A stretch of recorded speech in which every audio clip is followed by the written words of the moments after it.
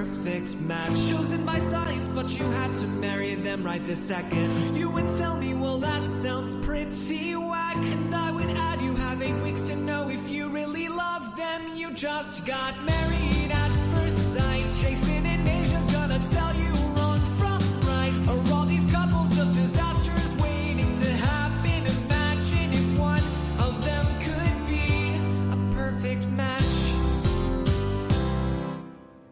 Hello and welcome to A Perfect Match. I'm Aysha and we are here to talk about Married at First Sight, Season 20, Episodes 10 through 12. Boy, do we have a lot to discuss in this little batch of episodes. And I'm not here alone. I'm here with the guy that I'm always podcasting with every single week. Even every single week on the Patreon, Jason Reed. But Jason, I did want to kind of start this out with, I thought it was really important for you to know. I'm fine with us podcasting together and stuff, but I really prefer when I'm podcasting with a different person here, a different person there, a different person here, maybe sometimes 2-3 people.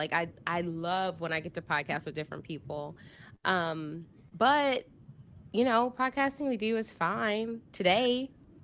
Wow. So why would you enter into this podcasting agreement with me if you were so hot to trot to podcast with other people? Now, I came in here thinking maybe I was just something a little new, maybe not podcasting with other people, but maybe we podcast at the same time, just not with each other. You know what I mean? You podcast here and I podcast, we're in the same place, in the same space, just as we are now. We're not doing the recap together. We're each doing our own individual recap at the same time, but we're not talking to each other. We're just doing a solo recap just together. How's that sound to you? I mean, it's still, I just don't know if I can do it. Today it's fine, but next week, I don't know how I'm gonna feel. I'm not gonna know if I want to come in here and I want to podcast with Mari. I want to podcast with anyone else because I do really like when it's different people. But I mean, right now, you're fine, and I'm committed to this podcast. I'm gonna stick with it. I'm 100% committed, but I just don't know if I could stay here week after week with you only. So here's the thing, Aysha, right? You want to have other podcast partners. You want to talk to other people about this show. Here's the thing. I'm willing to finish out this season with you. Okay. But before, by the end of the end of the season, you need to figure your stuff out. Okay. You need to figure out if you can just podcast with me, or because I'm not down for multiple podcasting partners. It's not what I'm about. Wait, so are you now saying you don't think I could just podcast with one person? I mean, that's what it seems like you're saying. It seems like you're saying you're having an issue. I'm saying that you're saying you're having an issue. You know what? I need a monogamous podcast relationship. If you can't handle that, if you can't do that, then we're gonna have problems. Yeah. Just be aware. I'm gonna stay here with you right now. But just know, I'm looking for just a one-on-one. No other partners talking about Married at First Sight. Just you and me. We're here, right here. Yeah. Me and you. I'm here with you today. Okay. It's not. I don't think we're on the same page with this. I think we're talking about two different things here. But we'll figure it out. We'll figure it out. Oh man. Just the fact. I just wonder. I love how you tried to slip in Sean and Nikki. I thought that's where you were going at first. I was like, oh no. I was just like, I don't think she would do it. I don't think she would talk about that. No, not at all. Because I mean, listen, if I was doing the intro, where I'd be going. No, I said let's reel it back. Yeah, and you want right back to Tori Felipe. You're like, nope, not going there. Not doing that. We're going to Tori Felipe. That's where I was going. Stick with me. I was like, okay, all right. Bringing it back around. Cool. A mess. I just wonder what's going on with Felipe. Is it How many substances is this man ingesting to get to this level where he is kind of all over the place and just diarrhea of the mouth, just going and going and going in this stream of consciousness? Just like, wow, yeah, we want you guys to be open. We want you guys to really say what you're feeling, but that was a lot. You know, I mean, obviously we'll get more into it when we talk about them specifically, but it does feel like one of those things where maybe there's something in him that just wants to walk away, but he doesn't want to be the bad guy. He's like, I'm being honest. He's Yeah, like putting it on her to make the decision. Meanwhile, she's like, look, I'm here. I'm still here, willing to do this with you, even though you're pulling this nonsense right now. Exactly. It's like when I try and pull. It's like when I try and pull Asia's intro into what I want it to be. Into a completely different direction. I'm willing to stick with you on this, but you're going too far. You're doing too much. I pull a Belle Jolie, and I'm like, no, I'm putting my foot down. This is where I am. Yeah. So, if you're here and you have not subscribed, what are you doing? Go subscribe to the Love at First Sight feed where you can get all the audio podcasts for this here podcast. Also subscribe to the We Know Dating Show's YouTube channel. That's where we are now, giving all of our, I mean, if you're listening to this, you're listening to it in one of those two places. But if you subscribe, you won't even have to wonder when we post a new episode. So go ahead, subscribe so you're always in the know. Then you can get all of the other lovely love shows that will be on the We Know Dating Show's YouTube channel, as well as the Love at First Sight feed where we have Love is Blind, The Ultimatum, The Perfect Match, everything. So we have a lot to discuss. For sure. And I enjoyed this batch of episodes. We got a dinner. We finished the dinner. No, we got a dinner. Got a whole dinner. We finished the dinner in episode 12. We didn't get a group therapy session, but it seems like next week the group therapy session is going to be pretty big, where there need to be some real decisions. No, hypothetically, what decision will you make? No, what decision are you making right now? Right now. And I love, as we talk about the couples, to figure out who is Paul talking to. I'm like, so you have decided. You've both decided and agreed.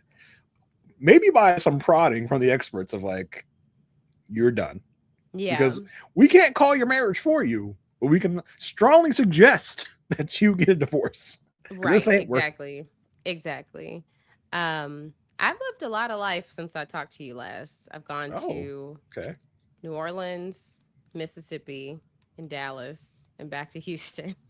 That's the globe-trotting Asia wealth, just leaving her footprint everywhere she goes.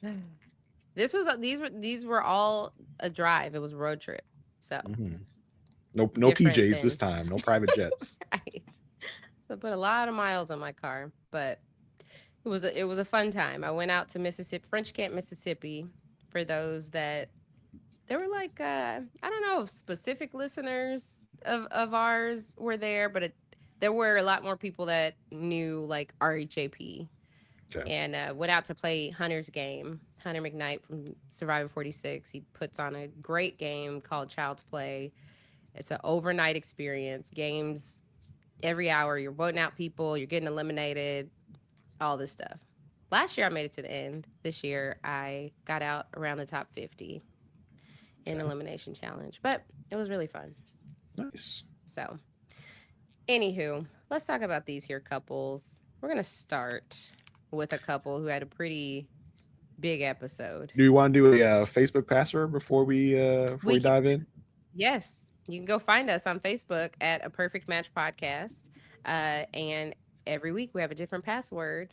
It's always fun to see passwords go in, because then it can kind of tell us, oh, you're at this point in your listening journey. So what do you want the password to be? Let's see. How about I'm not gonna upset you. Don't worry. Thank you. How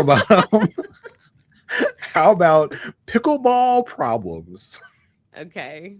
Pickleball problems. That's a good one. It's, I have a lot of thoughts on that as a new A new pickleballer baller, myself, a new pickler. new pickler or whatever you want to call it.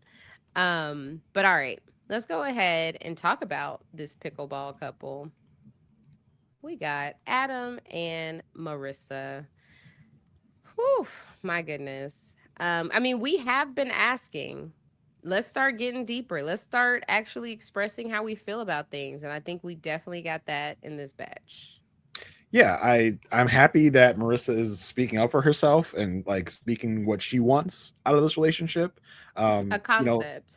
yeah, finally not just acquiescing to everything he wants. And I loved seeing her just like kind of frustrated with his intensity about things like pickleball and jet skiing, and just kind of illustrating the difference between these two of just like these things you love, I hate, and Right. how that manifests itself in their relationship now.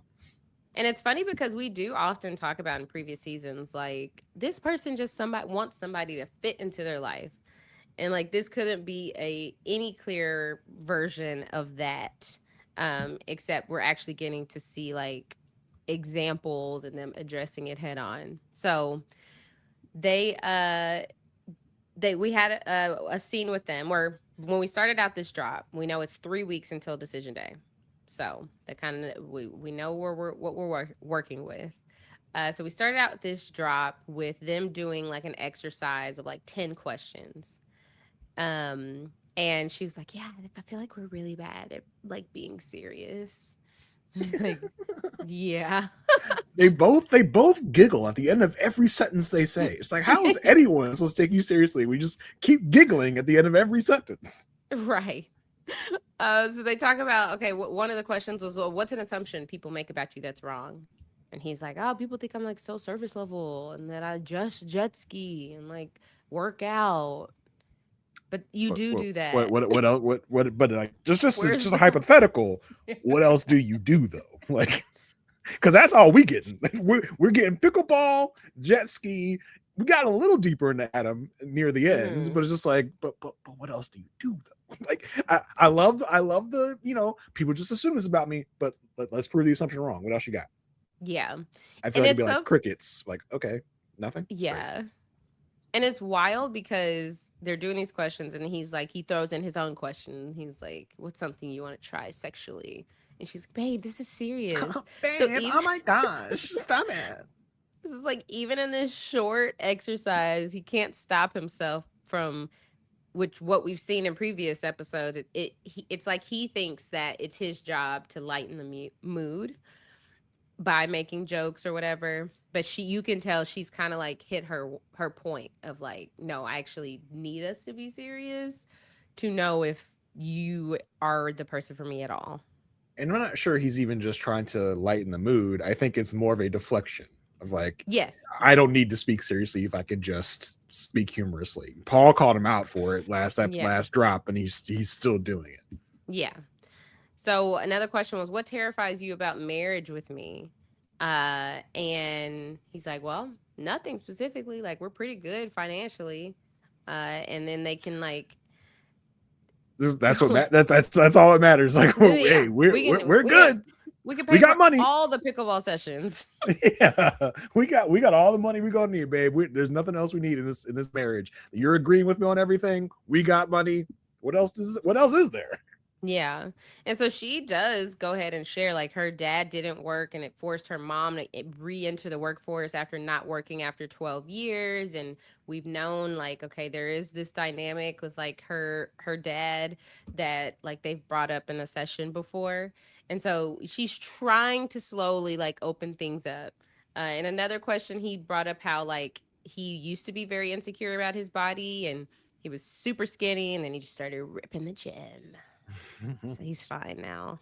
I'm just, anytime we hear Marissa opening up, we're hearing about it more. He's just kind of there. He doesn't try and, ask questions. He doesn't Yeah, try like where are and the follow-ups? yeah, it's just she like hits the pickleball into his side of the court. He just watches it. He's like, okay. Like, Out That was out. Yeah, whoops. That was out of the bounds of my comfortability. It wasn't in the kitchen. Is that a pickleball something, right? Yeah, okay. Yeah, see, I know. He's just like, Wow. yeah, he just doesn't. He's just like, yeah.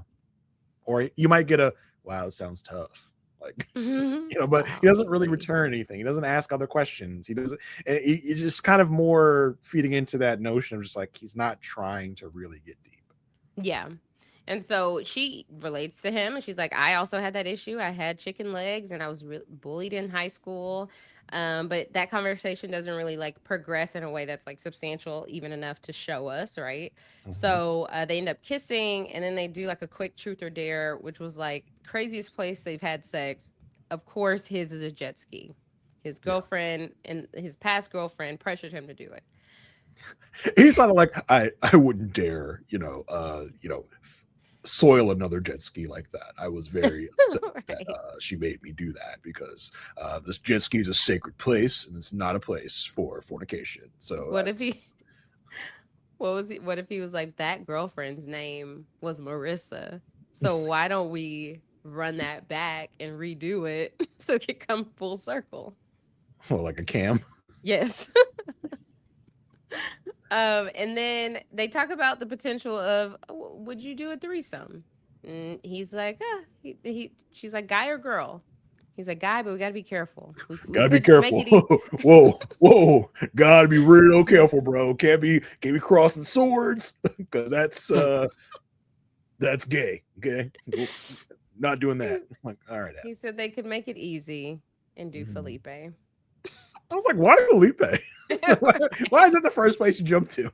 Right. There is a birthday party where they all get together, which is Courtney's birthday party. But those two didn't really have anything substantial at Courtney's birthday party. Marissa, like, was Adam there? He was there, right?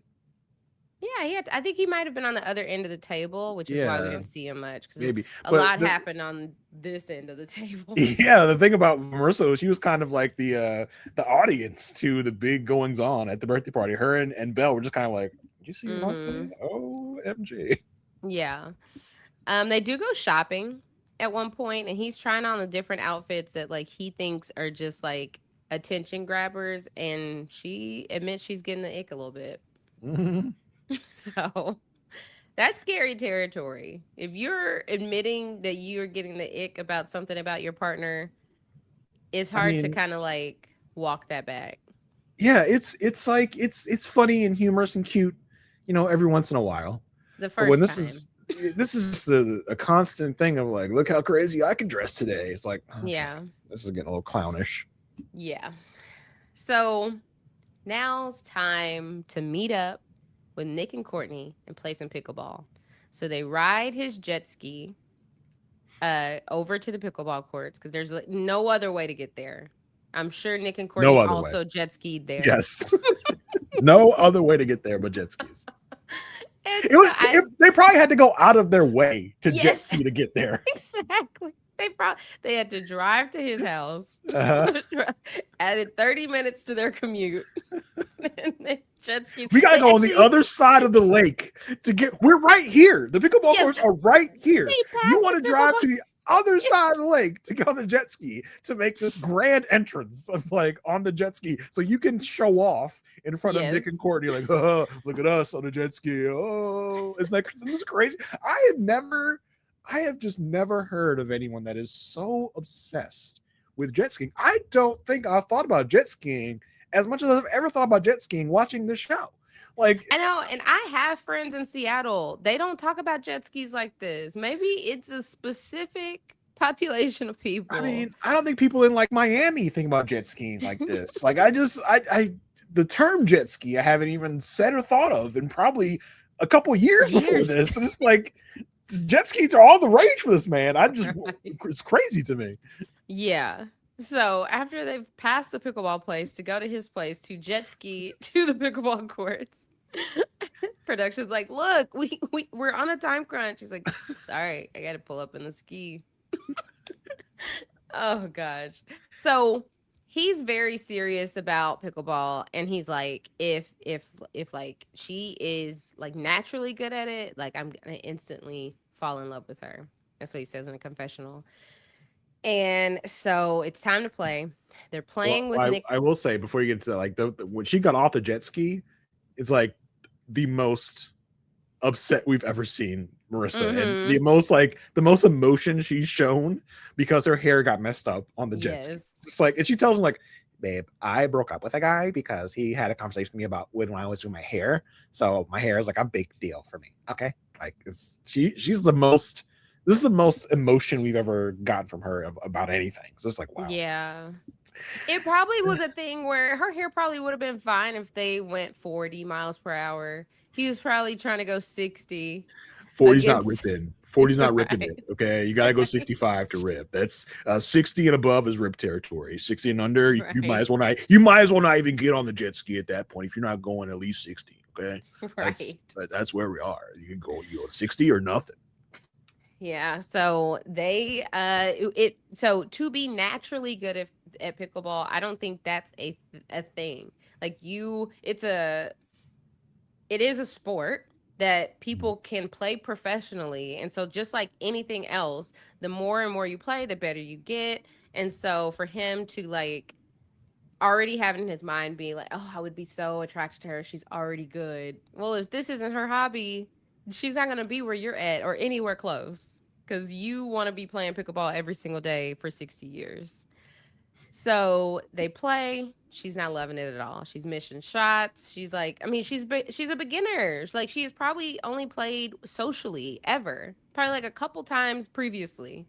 And she's like, she just wants to end this. Her blood sugar is getting low, and I will give him the modicum of credit that he didn't snap at her, he didn't yell at her. He was like, he's like, yeah, just kind of stay back and I'll kind of handle it. He was getting annoyed, but he wasn't mean to her. I at least want to give him that little bit of credit. He was just like, all right, like yeah, he wasn't mean to her. Yeah. yeah, this is your thing. Let me take care of it. Let me handle it. I mean, you can see the competitiveness in him to be like, all right, this isn't your thing. Just sit back. I got it. I got it. Don't embarrass me. Just sit back. Okay. All right. Be cool back there. I got this. And I don't want to give him all the credit. He could have just had a fun, like breezy time with it and like acknowledge that this is like just a fun little Not thing. up But her alley. the eye of the tiger was definitely in there on Adam. He's like, no, I have to destroy these two people. I've talked up my pickleball game so much. I cannot lose to these two beginners because I have this slouch on my team. I gotta win. But at least he wasn't like, babe, come on, let's get it together. He was at least very like kind of accommodating to her. Like, okay, this isn't your thing. Just stay back. I got this. But that's the thing. That is a thing.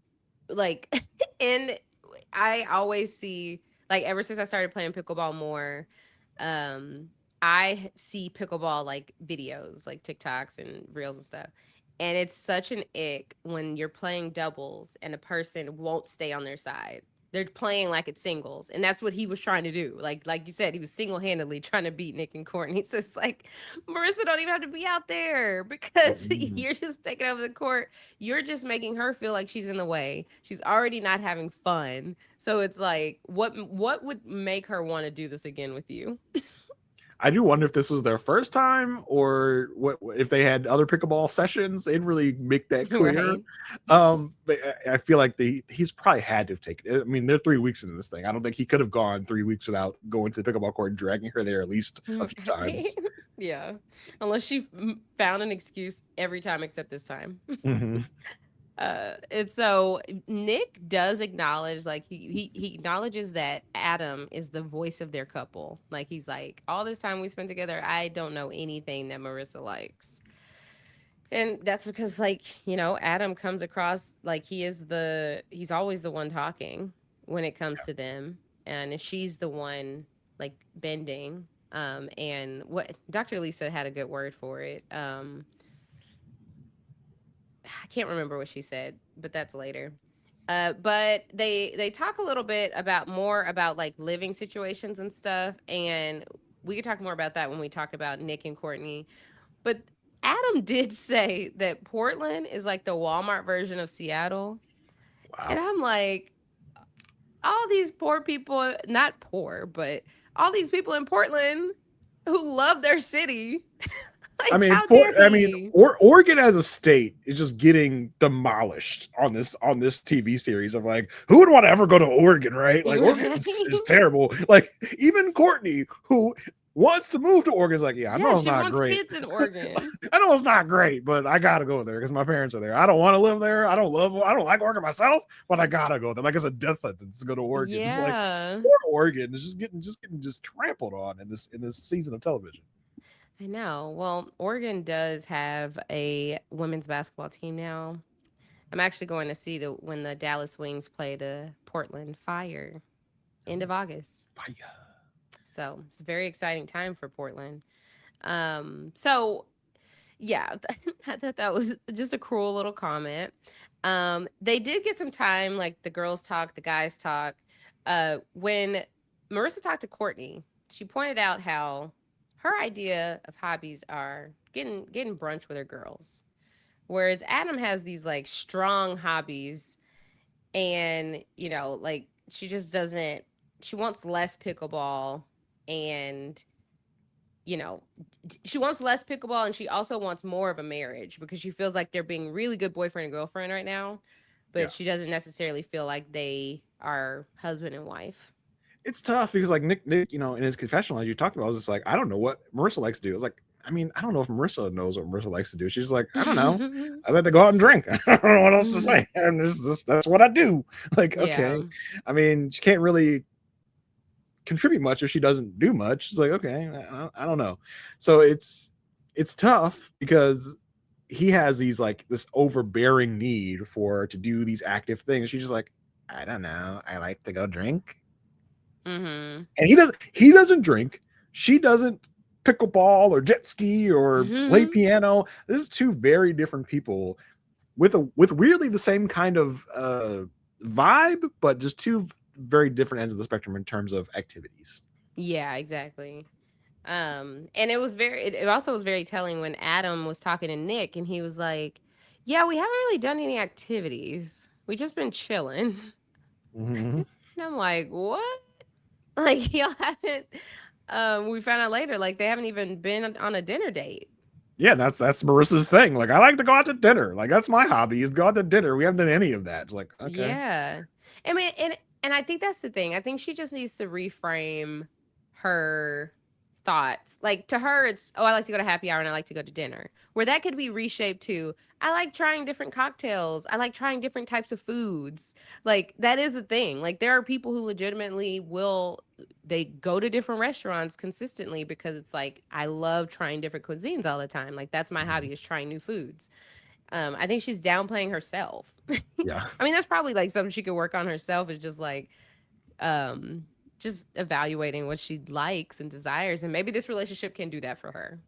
Yeah. Because she sees Adam is so passionate about specific things. And, I think that Adam could help her in a way if he's able to get outside of himself and to help her find and cultivate new hobbies. He's someone that has extreme passion about hobbies. Maybe he could help her find a new hobby or new passion for a hobby if he works with her at it, but he just doesn't feel like he's willing to step outside of himself to help her with that. Because like, as you've heard experts say for forever on this show, it's like the yin and the yang. They can help pull this out of this person, or blah blah blah blah blah. He could do that for her because he has intense passion about something. He could help her ignite her passion about something. It doesn't feel like she is super passionate about something. It feels like, from what she's said, she's kind of molded herself in every relationship she's been in. I don't think she's been with someone as intense as Adam about things, but it feels like she has like kind of fit herself to whatever mate she's with at the time in the relationship. But I think Adam, as someone who is into different things, could help her with that. But I don't know if he's on that level. Which is why we said she might just be the perfect person for Adam.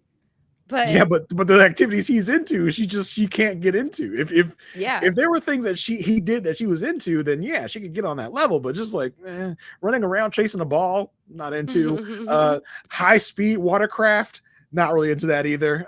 So like, it's just not my vibe, you know? Yeah, so it's finally time for the group dinner. And she announces that, look, we finally had a bad day. It was very stressful for me, but it was his ideal day. So she's like, I don't want to play 3 hours of pickleball. Okay. And on his side, he's like, he feels like he is used to exerting so much energy 5 to 6 days a week. And he quit drinking. And so, like, they're trying to like figure out a balance.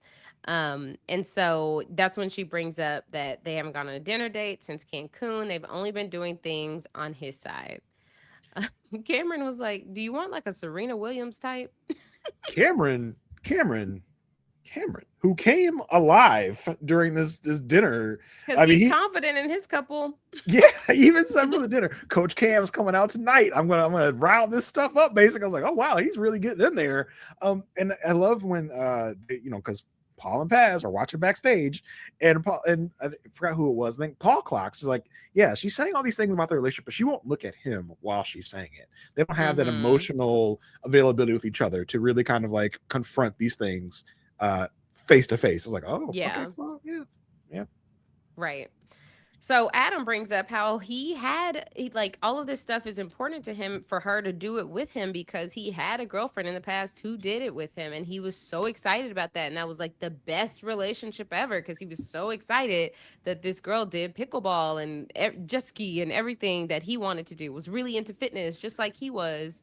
And like his idea would be like 20 hours of playing sports a week, and she was like, Marissa said, absolutely not.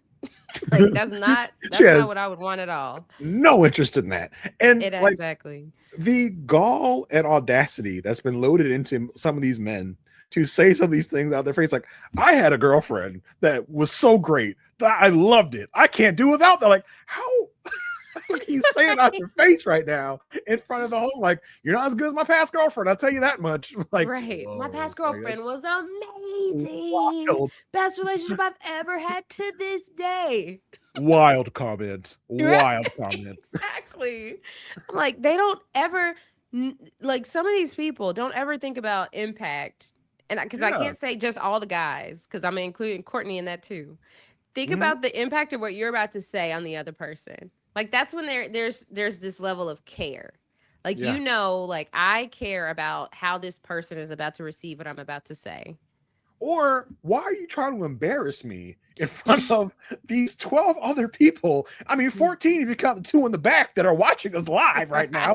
Like, what the hell, bro? This might be a off-camera, face-to-face conversation or something you might say while we're alone. Not like a lot of this is stuff they should say alone. Yeah, I'll even take on camera alone. Like, this is wild to bring up. Like, and this works, right? The dinner works to be like, hey, this is where y'all can just do crazy stuff here. Say whatever you want because they're doing it. They're out here just exposing it all and saying blindsiding partners out here with this stuff. Is like, wow, this is crazy.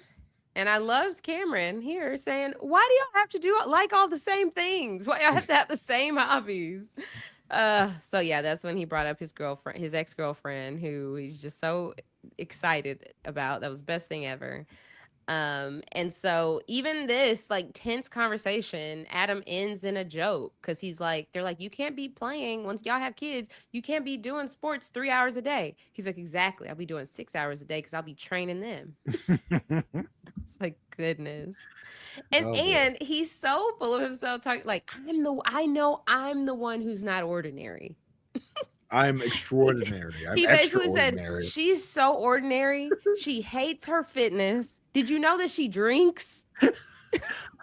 Basic, advanced. Right. Good like, Lord. I'm just so out of the ordinary. I'm so abnormal in a good way. Just, she can't keep up with me. And that's listen, nothing bad about that. She can be normal. She can be ordinary. She just can't keep up with extraordinary. And that's okay. I'm the weird one here, okay? Because I'm so good.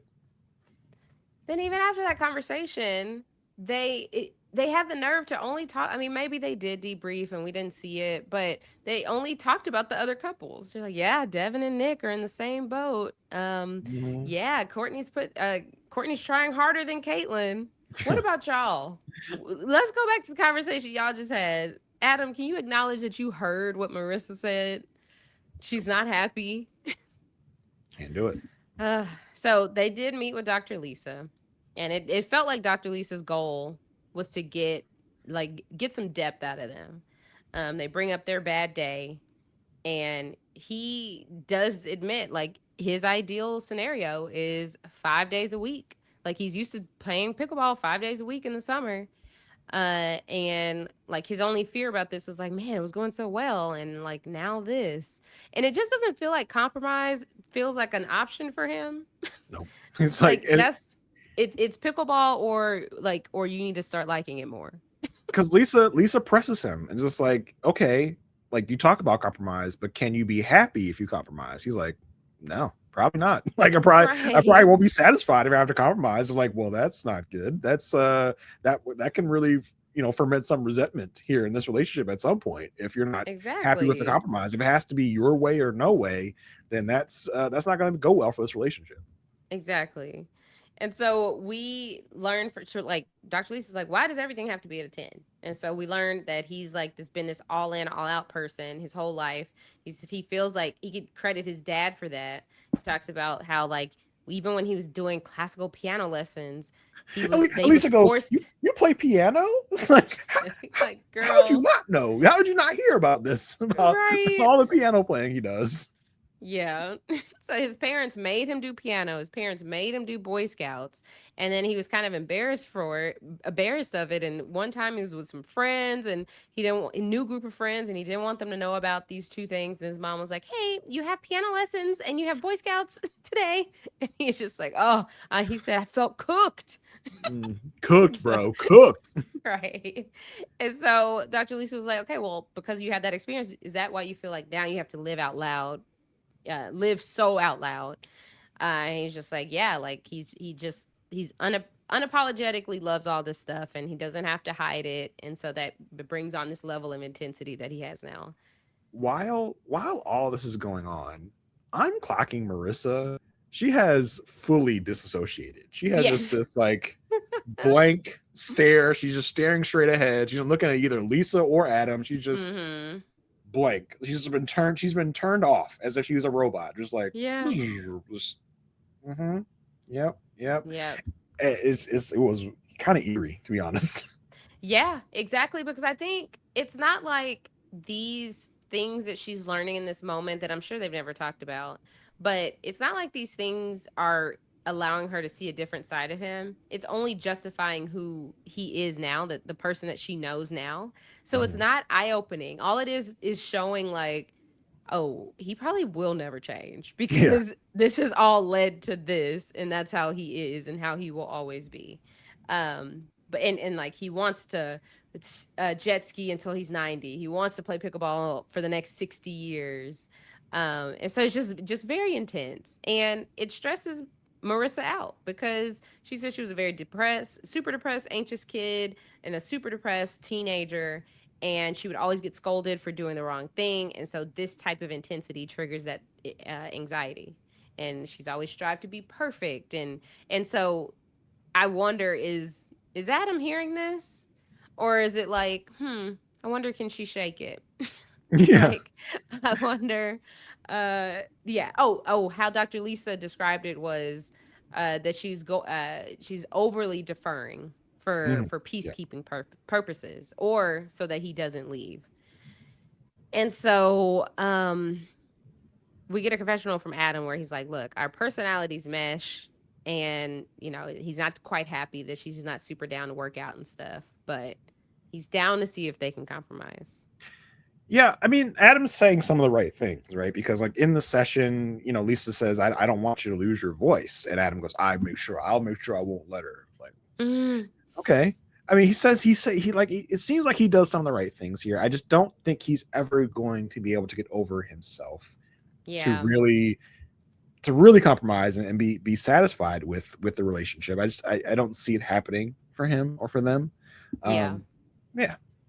And I think that Marissa saying that they are boyfriend and girlfriend is very eye-opening, because that shows the severity that she feels that their relationship is at, which isn't Mhm. great because like decision day is deciding if you want to stay married, not if you want to get married.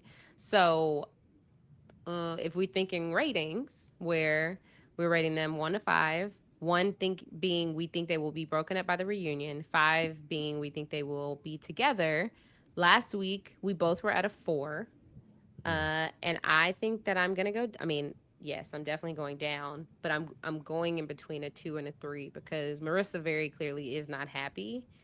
I just wonder if she's just gonna go ahead and give in to the side of her that just wants to defer and be like, well, maybe this will be a fine life. Maybe I just really don't know what I like, so I could just like what he likes.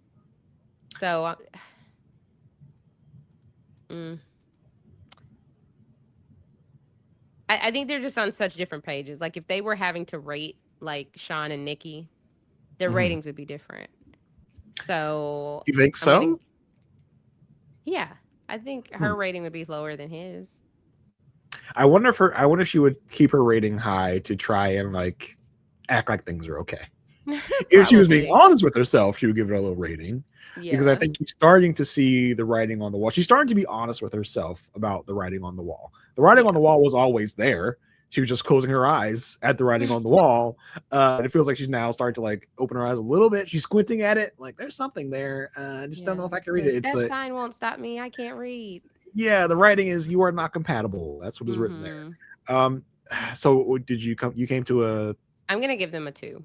a 2. Okay. All right. I'll give them a 3 because I think there is a higher than likely probability that she will just eat her feelings again. I Mm-hmm. think she's happy that she got this out. I think she's happy that she made her intentions and issues known. But I don't Yeah. know if she has that extra gear to say, okay, this isn't working for me. I don't want this anymore. I think she Right. would more than likely go along to get along. Um, Mm-hmm. now, dude, is there a world where Adam is the one that ends this? Because like I see it, you're obviously not going to be into this. You're not into this. Yeah. I don't want to be bummed out by you acting like a prisoner every time I go take you to pickleball. So maybe he would be the one to end it, which is why I'm going to take them down from the 4 to the 3 because I think she's not gonna be the one to end it. He would be the one to end it. And I think Yeah. he's now realizing with this quote bad day they had, he's realizing, oh, we could have a whole bunch of more bad days like this because she's just never going to be into it.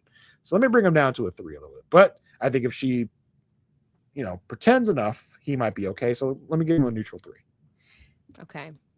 All right. Where are we heading next? Let's go to Nikki and Sean, who, Oof. had a really interesting drop here as usual. We start out the drop by she's taking him on a picnic because oh look at you planning stuff and as they're going to the picnic um I see you. I see you girl, oh my gosh. So they sit down and they have this conversation of basically like Nikki really I think has transitioned from participant in this reality show to I think she's not looking at this as like, let me put on my HR hat, right? Let's not forget Yeah. that Nikki is an HR leader. She's like, let me put on my HR hat for this drop of episodes and really talk to him as if I'm talking to an employee in the company, right? She's like, Mm-hmm. hey, so I just want to make sure that we are friends first and get to know each other to build a happy marriage here. He's like, how can we get to a yes on decision day? And she said, I mean, listen, I'm hopeful for us. I'm liking the progression. We feel more connected. The communication is better.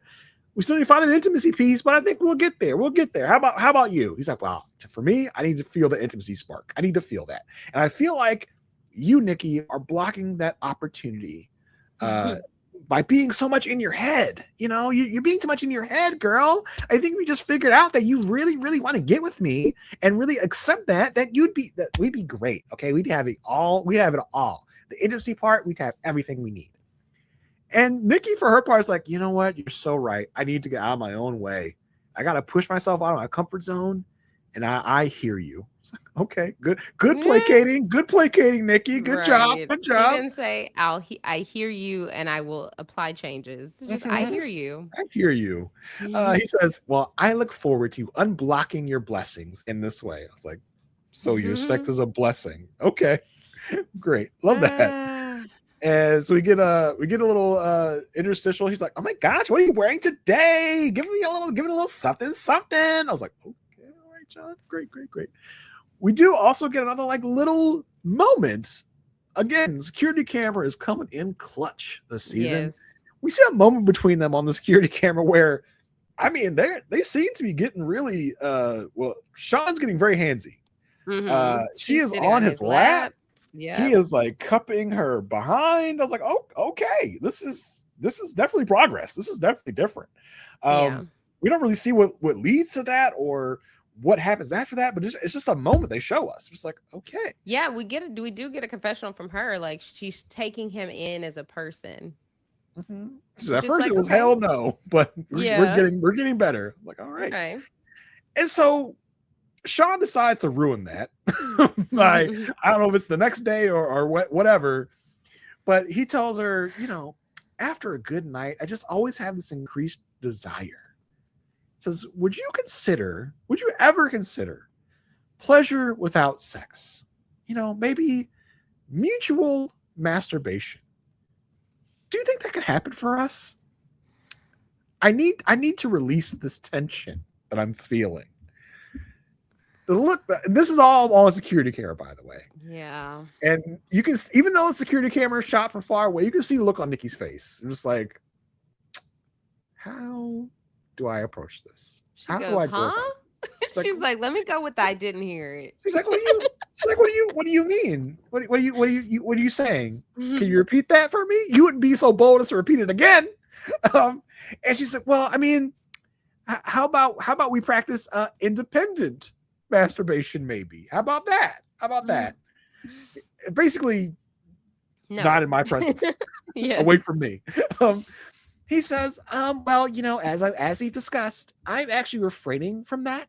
I don't want to rely on myself for that dopamine hit. I want you to be the one to give that hit to me. Give me that dopamine that I'm craving. She's like, okay, all right. She again says, well, we just really need to unlock that part of our relationship. I just don't it's not there yet, but we can get there. She's again trying to placate him a little bit. We'll get there. There. Let's try this thing out. He says, well, I just feel like you fulfilling that need for me is part of you showing up as a wife. That's part of what a wife does, fulfill her husband's needs. And she's like, well, I just don't think that we're there yet. It's like, okay, got it. Mind you, Sean is walking around this apartment in just a towel, by the way. He's bare-chested, just a towel around his waist. I feel like there's some uncomfortable moments in that house where he's just like walking around in a towel. He's like, oops, my towel slipped. Uh-oh. Look what's going on down here. She's like, I don't see anything. I'm not looking over there, Sean. Right. You keep that to yourself. Like, because he just walks around all the time, like in robes and towels. It's like, okay. It would be different if we saw her doing the same thing. But the fact is, like, he has gotten very comfortable because his idea of what's next is clearly like this. Like, let's ease into some things, all right? Quickly. Whereas, like, Nikki has, like, I don't think he gets it. That no, like no, he just suggested mutual masturbation. He doesn't get it. He doesn't know where they are. The part he doesn't get is there have been couples in way worse positions on this show where they won't even, the last time they kissed was at the altar. Like, the fact that she is making out with you, like, that is a sign of where she is comfortable at this point. So for you to keep trying to, like, all right, let's try to more, when she has already told you she is not physically attracted to you, he, like, doesn't understand how much worse it could be. And the fact that they're in the place that they are is like a sign. It is a good sign. Like, all right, we are in a place where she is comfortable with the level of physical affection that we have at this moment. And maybe, just maybe, that's where she wants to be. Like, he needs to realize he's trying to take more power in the relationship Mm-hmm. by trying to drive this intimacy. He needs to realize that because of the level of whether you call it physical attraction or where they want to be progressed, he needs to give that to her and let her drive it. But he refuses. He keeps Mm-hmm. trying to make steps, to make inroads into it. He just doesn't realize when he does that, it makes her more uncomfortable and it makes them Yeah. take steps back. If he would just let her drive that piece, he would get in a better place. He's But like, who gave because her the keys? Why does yeah, she get to drive? I want to drive. but because he's insistent on trying to get further into it, he's forcing it, which is giving her more of the ick. And Yes. we kind of see that in the next section here, because now he's trying to really without someone like a Dr. Pia coming in and be like, okay, it's intimacy week, let's get you Mm-hmm. some tools. They're giving themselves their own tools. I don't know what I don't know if it's an unofficial sex week or whatever, but we got a couple different people doing a couple different things to get more into the intimacy part of it, and nothing better to illustrate that than feeding each other different foods, which is happening with Sean and Nikki. He blindfolds her and then starts tying her up. If I was Nick, if I was Nick, I'd be like, no, like I don't trust Especially you. after that conversation. Yeah, the Yeah, trust would be at a minimum. like I think she feels safe because there's a cameraman here or camera woman, whoever's here. Like, okay, at least I know we're And not alone. producers. And yeah, Yeah, there's a whole team of people also in the in yeah, the but if they were apartment. alone, I'd be like, no, we're not doing the tying up thing. That's not what we're gonna do here. So yes, he ties her up, gives her different foods, he scares her with the whipped cream as he puts it in her mouth. She's like, oh, what is that? And he uses the weird crop feather thing to like go around her body, which you can't see her eyes or much of her face. You can just tell she is uncomfortable. Mm-hmm. She's like, okay, this is weird. This is a lot. Can you imagine being it's so crazy. Can you imagine being someone in her level at her company and just this being on television? Oof. It's wild to Yeah. me.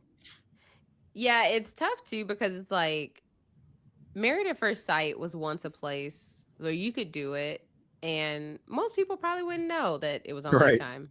Yeah, Now exactly. you're on Peacock. I just saw a thing today where 701 million minutes have been watched from the season. It's the Wow. third most watched streaming show right now. And Oh, that's in the wow. same category that's on stuff on Netflix, on every streaming service. Married at First Sight is coming in at number 3. Look at So us. it's definitely a situation where people are gonna know. Mhm. And I think that's just new territory. Yeah, and I mean anyone at any like I just can't imagine doing stuff like this on a television show just when and people know me at work and be like, okay, great. Yeah. Um so they finish all that up. They sit down and they talk a little bit. And she kind of brings up the mutual masturbation talk. She's like, I was kind of caught off guard with that because I just don't feel like that's where we are or where we were. And you really just kind of ratcheted things up by bringing that up. And she also talks about the fact that I also didn't love that you called it my wifely duty to. What? What? I would never. I would never say that. Who said Where are that? you getting I say that?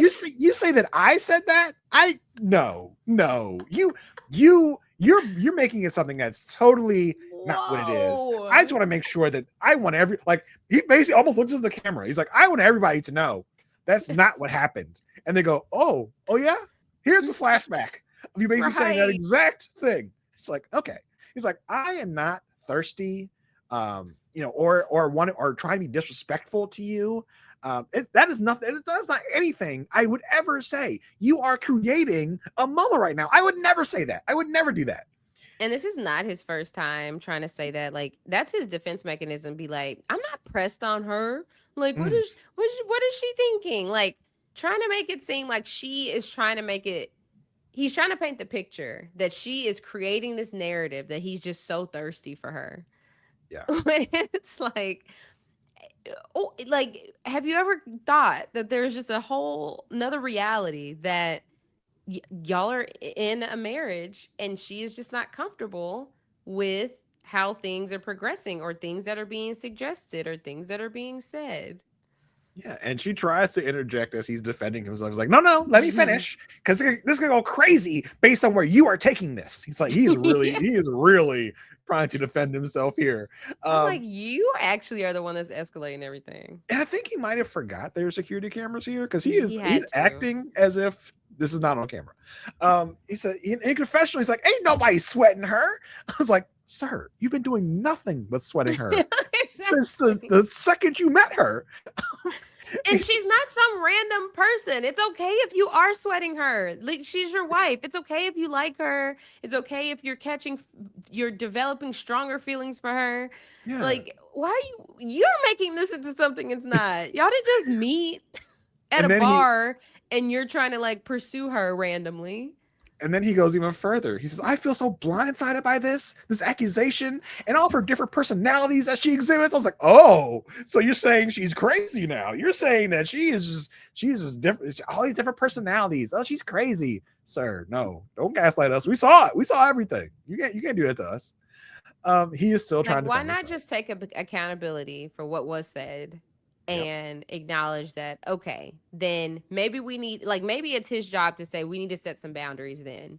Because it's kind of like, I mean, it's not the same thing, but I think of like Jorge and Vanel on Age of Attraction, Mhm. where they're like doing different stuff, but she didn't want to go all the way. And so it was like they had to have a conversation about it. Whereas, like, okay, if making out on the couch and touching her butt is too much for you without you thinking like we have to progress to go further, like if that's not an area where you can live, then you need to have a conversation to say, okay, well, we need to have a boundary of before that, because when we do that, I get so excited because I am attracted to you. And he tells her, listen, I have been in a fast for months. It's like so I mean, listen, maybe So that's why you are that's why you're the way you are. after her. Maybe you Yeah. need to go and knock it out, and just maybe you'll be okay then, because that might explain some of this stuff you got going. Maybe just run to the bathroom real quick, get some relief, and then maybe you'll start getting some sense. I don't know. He's like, listen, hey, I would love if we started doing physical touch, like, and that's cool, but we gotta have to feel it out. We have to feel the vibe. If we feel we want to touch each other, we should definitely do it. But you are just kind of up, as you said earlier, in your head about it all. You're thinking about it too much. We just need, if we feel want to do it, we should just do it. That's what I'm just trying to say. And she's like, listen, I need to know what your expectations are. Do you need to have sex before decision day? What is your thought about that? And he refuses to say that he needs sex before decision. Like, what I'll say is, I don't want a platonic friendship the whole time that we're staying married. There needs to be some growth. I was like, how can you not see there has been growth? Yeah, there's big. She didn't want to touch you on the honey. Like, actually, she started touching you on the honeymoon. Like, it's been steadily growing. We saw you cupping her butt on security camera. That wasn't happening on the honeymoon, unless he was forcing. I don't know, but there has been substantial growth. There's not the growth that you want in your time frame, but there's been growth. Yeah. Yeah, it's so annoying because the fact that he's not acknowledging the growth that they have had. Like, if I'm Nikki, I would be like, okay, then what's the point? Like, why am I trying if really the true goal is like, if unless we're where you want us to be, then there's no growth. Yep, exactly. He wants things to run at his pace. Nikki talks about the velocity of their relationship. What does that mean? What is velocity? What are you talking about? She's like, did you have this velocity in your last relationship? She goes, no, because there's physical attraction. He's like, okay, all right. Walked right into that one. Great. Why you keep bringing that up? He insists that he is not obsessed with their physical relationship, but when they feel it's right, they should do it. It's like he is convinced that she is stopping herself from jumping his bones. And he's just like, if you would just realize that you want to have sex with me, everything would be great. Like, no, she doesn't want to. She's trying to get there. She's trying to get to a place where she can get to that, but you're giving her the ick so much that it's hampering things. Yeah, just the way that was said was him setting his own self up. Did you have to think about velocity before? No, actually. Like you are walking into answers you don't want to hear. Yep. And it's just I don't know. I feel like anytime I don't think Sean is someone that wants to date someone that is on his level or above. Like professionally, maturity wise, because even in this example using the word like velocity, and where he can't even frame velocity in the terms of like their relationship, it makes him think like, does she think she's better than me because she can use the word velocity? Yeah, and we kind of get into that later on their house Yes. tours as well. So we go from that very kind of like confrontational discussion to right before dinner, right before a group dinner in confessional. She's like, we've been having some great conversation and it's really deepening our connection. I was like, really? Right. Did you not know we just saw? Okay, fine. They show up matching to the dinner. Paul's like, oh my god, they're being a team by showing up matching. Nick makes a fun little jab in the pre-dinner toast that says, whatever Sean says, framework or philosophy, everyone has to take a shot. Basically their whole dinner, it was very short. They were just like, hey, we're trying to connect physically, we're trying to find that spark, and that's just kind of where we at. And Nikki says their conflicts are actually helping them understand each other and relate more. It's like, okay, keep lying. Right. We then go to house tours. They're on their way to his place. Right? Yeah, his place. He does the tour. It's not really much to look at, to be honest. She's like, okay. I'm like, they drove because like she was like, the GPS said 2 hours, but then like I looked up Bremerton from Seattle, and it's like you got to go a roundabout way because there's like water, and it said like, oh, just from like. Now if you have a jet ski, you get there a lot faster. I'm just saying. Right. So I guess like if you're just like smack dab in the middle of Seattle, it's an hour. But it seemed like wherever they're going from whatever point they were at was 2 hours. And that was just a lot of driving to see what we saw. A lot of driving going on, and they did her dirty by showing her napping in the car. It's all cricket, like, oh my god. But it's wild that they even showed that to make it seem like, oh, she don't want to talk to him in the car, because he said like, rest if you need to. Well, I just thought he didn't have an issue with it. No, I just thought it looked crazy for her, like the position she was sleeping. I was like, why y'all gonna do that to her? Right. So they get to his place. It's very simple, and he has like a racing chair. She's like, oh, you play video games? She's like, no, this is just a chair I like. Okay, no, fine. And I'm like, and also they point out, hey, here's a book that I wrote. I said, oh, not him writing a book, not the Akechi of it all. Oh my. She said, okay. Yeah, they tour his house. She's like, in confession, she's like, this isn't really my style and not really my thing. I thought this would be a little more put together based on the kind of projection that he puts out about himself and his style, but I can't see myself living here. Yeah. So then they go to her place. Her place is much more upper crust, if we could say that. I said, not a shoe cabinet. Well, don't even say that. He's in an apartment. She's in a house. So it's not like you're walking into an equivalent, which is kind of how he was like, this is how he was trying to frame it. But his house is very much bachelor pad. Hers is very much like a home. Yeah. Yes. As they walked in, you put your shoes in the cabinet. I said, a shoe cabinet. Okay. Like, I be kidding on my shoes, like, boom, wherever it lands is where it lands. Bam. I have a shoe rack. Nah. I'm just like, wherever it goes, it goes. Right at the door. So she kind of shows me around. She points out some furniture that she got from India. It's like, I got these from India. And in confessional, Sean's like, she's bougie, but I know bougier. This isn't impressing me. I was like, okay. It's like, shut up. What are you saying? Why are you trying to just knock like that? As if I wasn't already turned off. That completely was like okay, I'm off on Sean. There's no hope there. He is so determined to be better than her. The fact that you are so set on proving that you know bougier. She thinks she's bougie. I definitely know bougier. Okay, good for you. That wasn't your house. That wasn't your apartment. Your apartment did not display bougie. Like, what are you doing? And just putting her down in that way, just like, this isn't impressing me. Like, this is nothing to me. I'm like, wow. I wasn't wowed at all. Ugh. Sassy, It's just zesty, like, even. My lord, how dare it's you? like, what is wrong with? Are y'all in a competition, Sean? Did she say, "Oh well"? Until you get on my level, like, is she bringing out this side of you, or like, is she saying things that aren't aired that's just making you feel like you have to be seen in a certain light? It was just so annoying that he just had to say that in a confessional. Yeah, it's giving a He's Keiichi. like, I must bring, yes, Ikechi. This is Ikechi. Well, I was gonna say plus 10 years, but no, Ikechi was 41.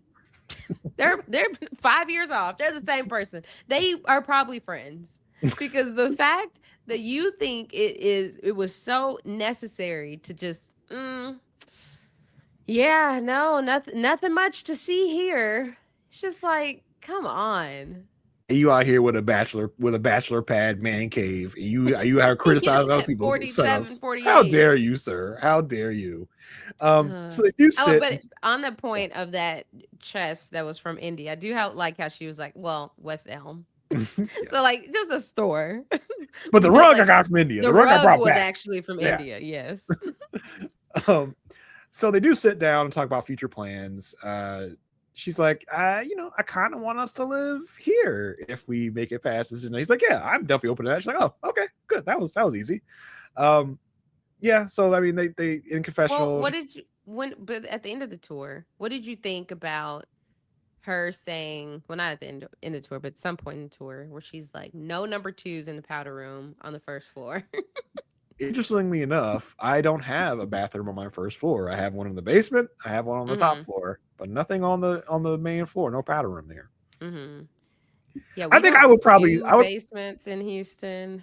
Yeah. So I think that's not a nonsensical rule to make, right? Like I don't. yeah, I like that rule. Number one, it depends on where the bathroom is in relation to like the main gathering space. Right. I don't want to hear you go into the bathroom. If we're hanging out and we're in the living room, cutting up, chatting, I don't want to hear whatever bodily functions is going on with you in the bathroom. Yeah, mine is like you open the front door, there's the powder room right under the stairs. The powder room, as she calls it, the half bath. Yeah. But I feel like it is really, unless you're making an announcement, if you have people over, make sure you don't. If you need to, tell me and we can go upstairs. I was like, that seems like awkward. Just slap a sign on the door, no number twos in this space. Yeah. But I feel like it's just understood, like, unless you want people being like, what was that? And then you gotta like admit to what you're doing, like, hey, I gotta use the bathroom, but right. I'm gonna have to use the upstairs. I'm gonna have to use it upstairs. If you know what I mean. If you get my drift, I gotta use the downstairs bathroom because you don't want me using this one. So you have to poop. Okay. I don't want to know. I don't want to hear about your bodily functions. I don't want to hear about what you got to go do with the bathroom. So the key is just wait till somebody else goes and they'd be like, oh, someone's in the bathroom. You have one upstairs I can use. Exactly. There you go. Really great way to avoid that. Let's talk ratings for these two. He also tried to act like her bed, being one of those moving beds, wasn't a wasn't a flex. I know. I would have thought that was cool. I've never had a bed that like does that, but even the differences in like his hard bed versus her soft bed, like that's something they'd have to work out in the future because y'all gotta if there is a future. I mean, listen to us talk about a future as if there is one. Right. Like you just know both of them are just in their minds are like, why even have this discussion? What are we doing? This ain't working. Like, right. It's just for kicks and giggles. Like we just talking to talk at this point. Talking to talk. Oh my god. All right. Last week I was at a 1. You were at a 2. I'm gonna stay at my 2. Wow. Yeah. Is there a world where this is crazy enough to work? Probably not. There's always a world. There's always a world. I think for the worst of the worst, there's a world of like flipping things around and fooling yourselves into thinking you can make it work past decision day. In this worldwide multiverse that we have, there is a world out there where Nikki and Sean can make it work. I just don't think it's likely to happen, but I'm not going to go all the way down to a 1. I'll stick with my 2. Okay. I am going to That's not what I thought you were gonna do. A lot of times I write down what I think you're gonna do, and most of the time I get it right. No, I thought I was a But one. yeah, that one I thought you were gonna be. I thought you were gonna. It was enough to move you down to a one.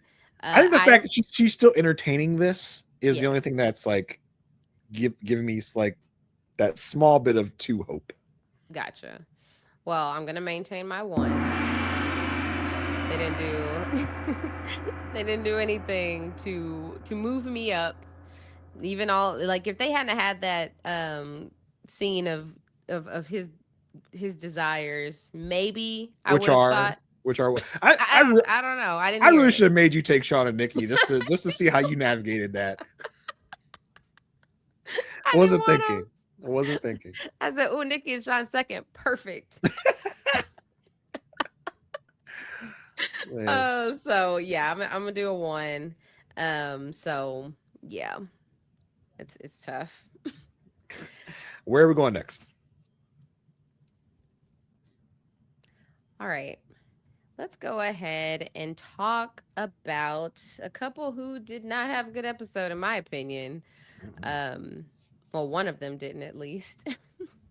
Let's go ahead and talk about Tori and Felipe. Whew.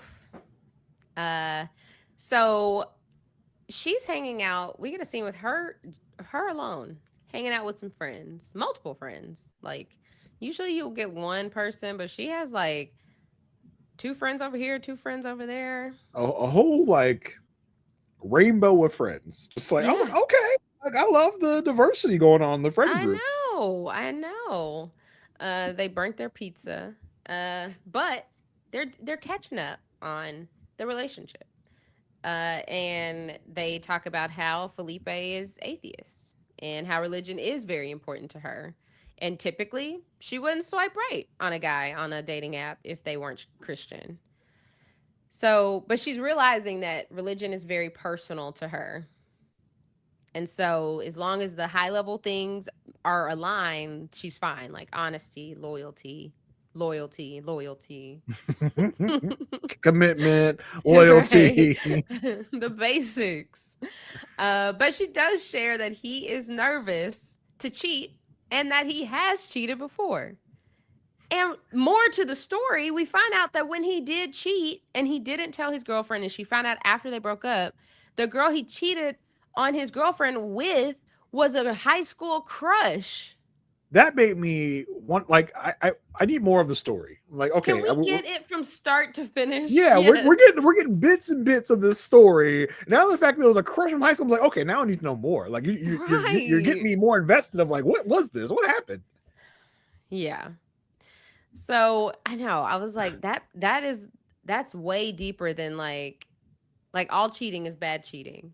But Right. like that's different than a drunk makeout with a random person you met than like someone you've known since high school. It takes some premeditation for that to happen, Yes. right? Of like, that's not good. But I just love how she started this whole thing off like everything is great.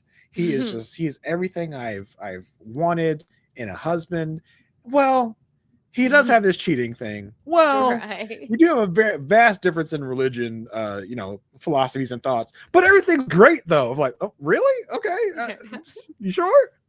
Right.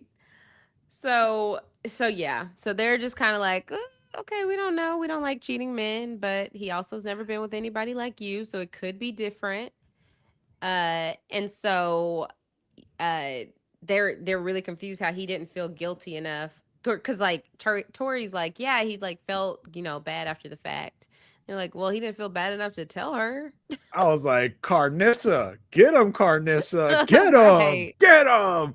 Like, like, yeah, he felt so much shame. He kept it from her for years. Like, Yeah, yes. I was exactly. like, this is exactly who Tori needs in her corner. People that are not Yes. afraid to tell her like it is, get her out of her little dream bubble and say, look at this for what it is.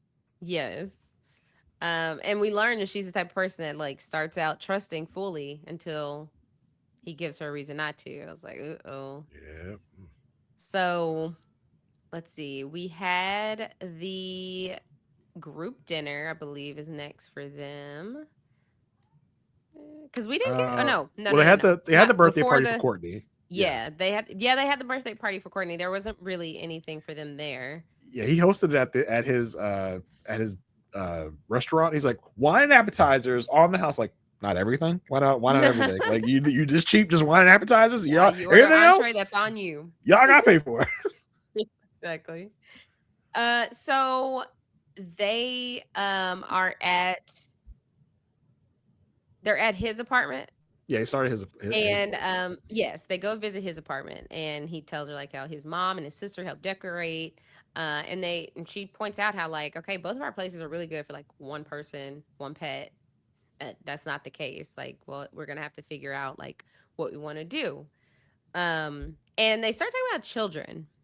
And he was like, I could see children being a very fulfilling life with the person that I'm with. Well, and he also pulls the old, well, if my wife wants one, Right. then I guess. Like, he's so non-committal to anything. He's like, Yes. if you want a kid, I guess. If you want to raise him with religion, I'm fine. It's whatever for me. It's just like, bro, do you have a strong stance on anything? Like, Right. He has a strong stance on not having a strong stance. He has a strong stance about thinking about decision day, because he realized, he's like, well, maybe I'm thinking about it too much, because she's trying not to think about decision day all the time. And so yeah, he is so in his head about decision day, because even later he points out like, this is the biggest decision I've ever had to make. I thought deciding to get married was a big decision. The decision day is the biggest decision. which I don't understand. But I'm like, do you think there's a possibility that like I think I saw this online somewhere. Like, is it possible they did the wedding, they got the marriage license, but they didn't sign the licenses? And do you think maybe on decision they're like, okay, like wouldn't it be cool if they were like, all right, you fill out a license, you've gone through the 6 weeks of Married at First Sight. Now is the time to decide. Do you sign the licenses or do you rip them up? Like what is the choice? I do wonder if that's part of this, of like, they weren't filed at decision day. We have to decide whether we're filing the marriage licenses or not, because they will actually be married. That'll be the real marriage. We're just kind of fake married right now. Right. The impact of that would be great. You see how Ikechi thought he was doing something when he brought that divorce paper. The one sheet of paper. If y'all haven't watched season 18 of Married at First Sight, it's something you need to rectify immediately. Right. Divorce that paper. Was wild. Oh gosh. I mean, and we're just thinking about Ikechi so much because now we have Sean. So. Yeah, exactly. Yeah, and when he starts talking about decision day, she's like, well, that's when you got to figure out. She says, you do you, boo. Which I was like, in this drop of episodes, I'm like, okay, I'm finding like a newfound respect for Tori, because it does seem like, as much as she is into him and likes him, he's not her whole world. He's not her everything. She's almost kind of protecting herself as well by saying like, I'm down to be done with this. If you decide that, I have no qualms. I have no issue. If you don't want to do this, we don't got to do this. I'm not going to beg you to stay with me. I'm not going to beg you to choose me. You do whatever it is you feel like you got to do. I'm not going to be any worse for wear, babe. That's where we are. So at the group dinner, when it was time for them to start talking, he says like, we haven't argued yet. And she's like, yeah, like I kind of want to. He's like, oh, you don't want to, you'd lose. Like, boy, that is not funny. And so, yeah, he talks about like this really big decision that he's gonna have to make. That's the biggest decision he's ever made in his life. And he finds that he's out and about, and he's thinking of reasons like he shouldn't be married to her. He's like trying to find ways out, and the experts are like, what? What is he saying? Like I feel like somebody needs to stop Felipe. Felipe, do you realize you're saying all this out loud? Like you are speaking outside of your body. You're not speaking in your head. Everyone can hear this. Are you sure you want to keep going? This was a confessional. Yeah, like you are in public. This is happening here in a dinner. Yeah, and then he's like, like I feel like I got to be sure on decision day, because when I was single, it was amazing. I loved my single life. He's like, if you ask me today if I want to be married for the rest of my life, I would say no. every time he said something, my mouth opened wider. Like, yes. he's still going. He's still Yes. saying these things. Cameron's like, Felipe, you are not going to do better than Tori. Thank you. They're like- Thank you, Coach Cam. Thank you. Right. Help this man realize. They're all wondering, why did you do this in the first place if your biggest issue is if you want to be married at all? And he's like, someone hit me up on LinkedIn and I decided to give it a shot. Yeah. He's like, well, I did it because I was lonely. But like basically he says, like, doesn't mean he was unhappy. He's like, but thinking about it, I was pretty happy lonely. Right. Exactly. Oh my God. She said, look, that's not my job. That's something he got to work on individually. And I love that coming from her. Yes, loved it. She said, I'm not going to carry things that aren't mine. Boom. Said, oh, that's a bar. Truth bomb. That's the bar that Mecca thought he was dropping when he was like, be yourself. Everyone else is taken. So Adam's like, look, what was so amazing in your single life that you like don't have now? He's like, well, to be honest with you, I really like sleeping with a bunch of women. What? It should have been Paul and Pastor walked out from the back room and said, this is over. All right. This is done. This is done. You're stand up right here. We don't need to let's go. You're like, come with me. Paul and Dr. Paz, you were here the whole time. Like, yeah, you can't fake this. Like, come on, you're done. Let's go. Oh my! It's like, I have to like, what is this man on right now that this is happening with him? He said he was so happy effing around, and he feels like he's in a race right now to fall in love with her before decision day. He has to fall. He has to, because then and only then will he be able to really be committed. I have to be in love with her to be like, gross. It can't. Coach Cam coming in again says, Felipe, you're not Peter Pan. You're gonna get old. What then? Like, what then, my guy? No, you're not gonna have these women chasing after you when you're old. And I would love to know. Like, Felipe talks a big game about. I was effing around. I had so many. Like, really? Truthfully? I can't see it, but okay. It had to just be more than before. Whatever it is more than before. Yeah. I don't get it. Whatever that, like, is. Cam's right. You're not gonna get better than Tori. You got the golden ring. Keep hold of it. So, Paul was like, Felipe's gonna get it tonight, and not in a good way. So that was funny. So they're in the car on the way from the dinner, and he's nervous. He's like, I'm nervous about how you feel. She's like, look, I just want loyalty and monogamy. He's like, do you question if I'm gonna be monogamous? What? Dude, yeah. After what just happened here, yes, I question that. Shame on me if I question the fact that you could be monogamous after you just set out your mouth at the dinner in front of all of our friends that you love effing other women and that you don't know if you can not F more women than just me. Yes, I do. I do have a small question of if you can be monogamous. Crazy, right? Like, look what you just said. Were you there? Did you? Do you think someone else? Do you think someone else said that stuff and not you? Is that what you think happened? How could you question if I'm gonna be monogamous? I'm sorry. The Felipe back at dinner really enjoyed being with a bunch of women. Yeah. So I don't know. I think 1 + 1 = 2 in that scenario. So she's like, look, you're questioning it day in and day out. Like, you got to figure stuff out a little bit. He's like, look, I really like you. I'm 100% committed to you. I just don't know if I can be in that forever. What is commitment to you? What is commitment? I need them to have him define it. What is commitment? Know. He obviously does not know the definition of commitment, because commitment is not just for a little bit. Today. Yeah. It's he goes, I'm 100% committed. That means I'm down for you. I'm riding for you. We're in this together. But, it's for a limited time. What are you talking about? It's actually ridiculous that Extremely. I would have said this would be the perfect opportunity for Tori to look at the camera and say, Montre. Montre, get this man out of here. Truthfully, what? Stop the the car. heck? Stop the car. Get him out. Montre is probably like in the passenger seat of that car. I'm like, Yeah. Montre, stop the car. Get him out. Please.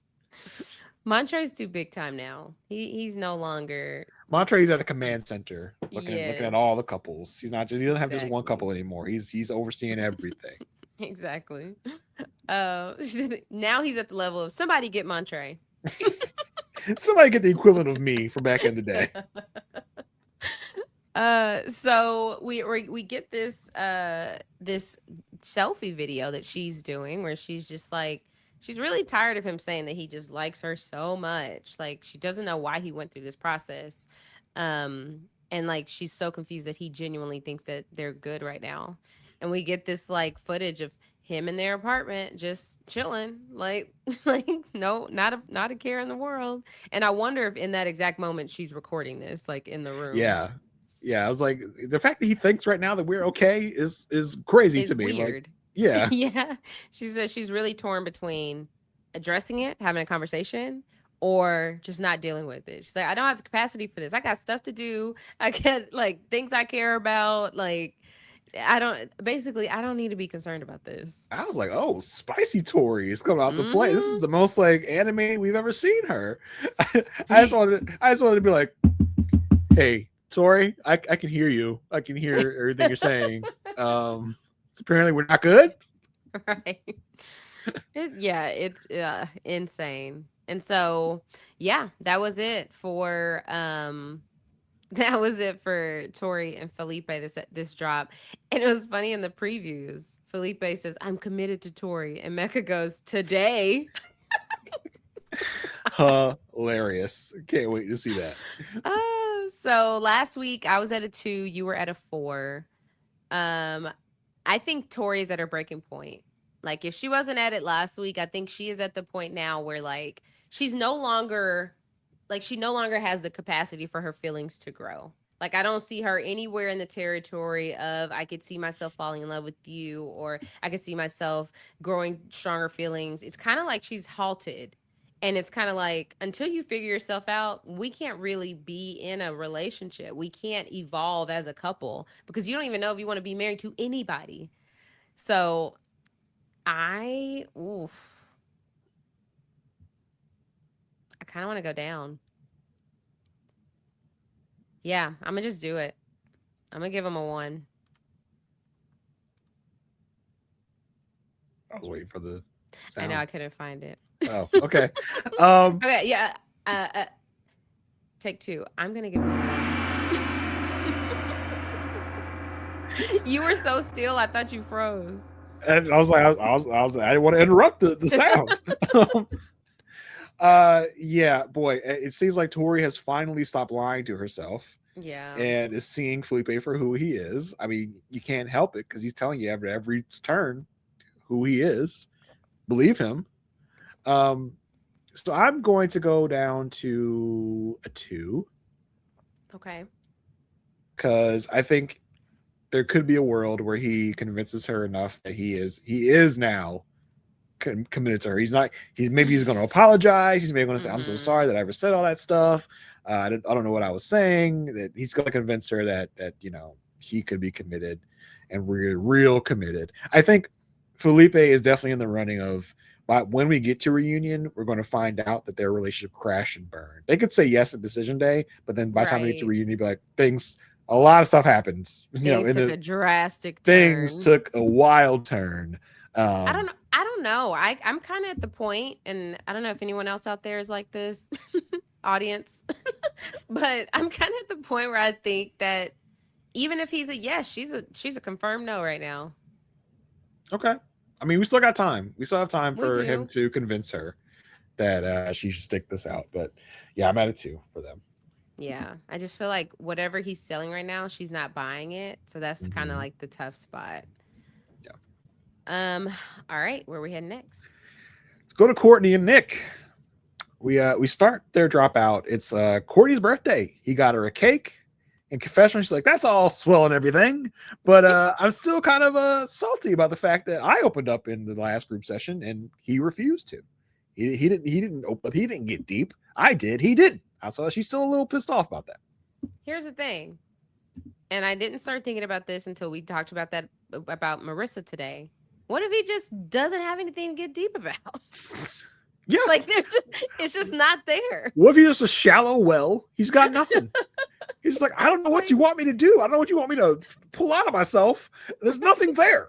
Like, open me up. Thought more about it. Open me up. There's nothing. Open this head up. There's nothing there. I've given you everything I got. He hasn't lived a trouble. He didn't have a troubled upbringing. He was fine. He got into MIT.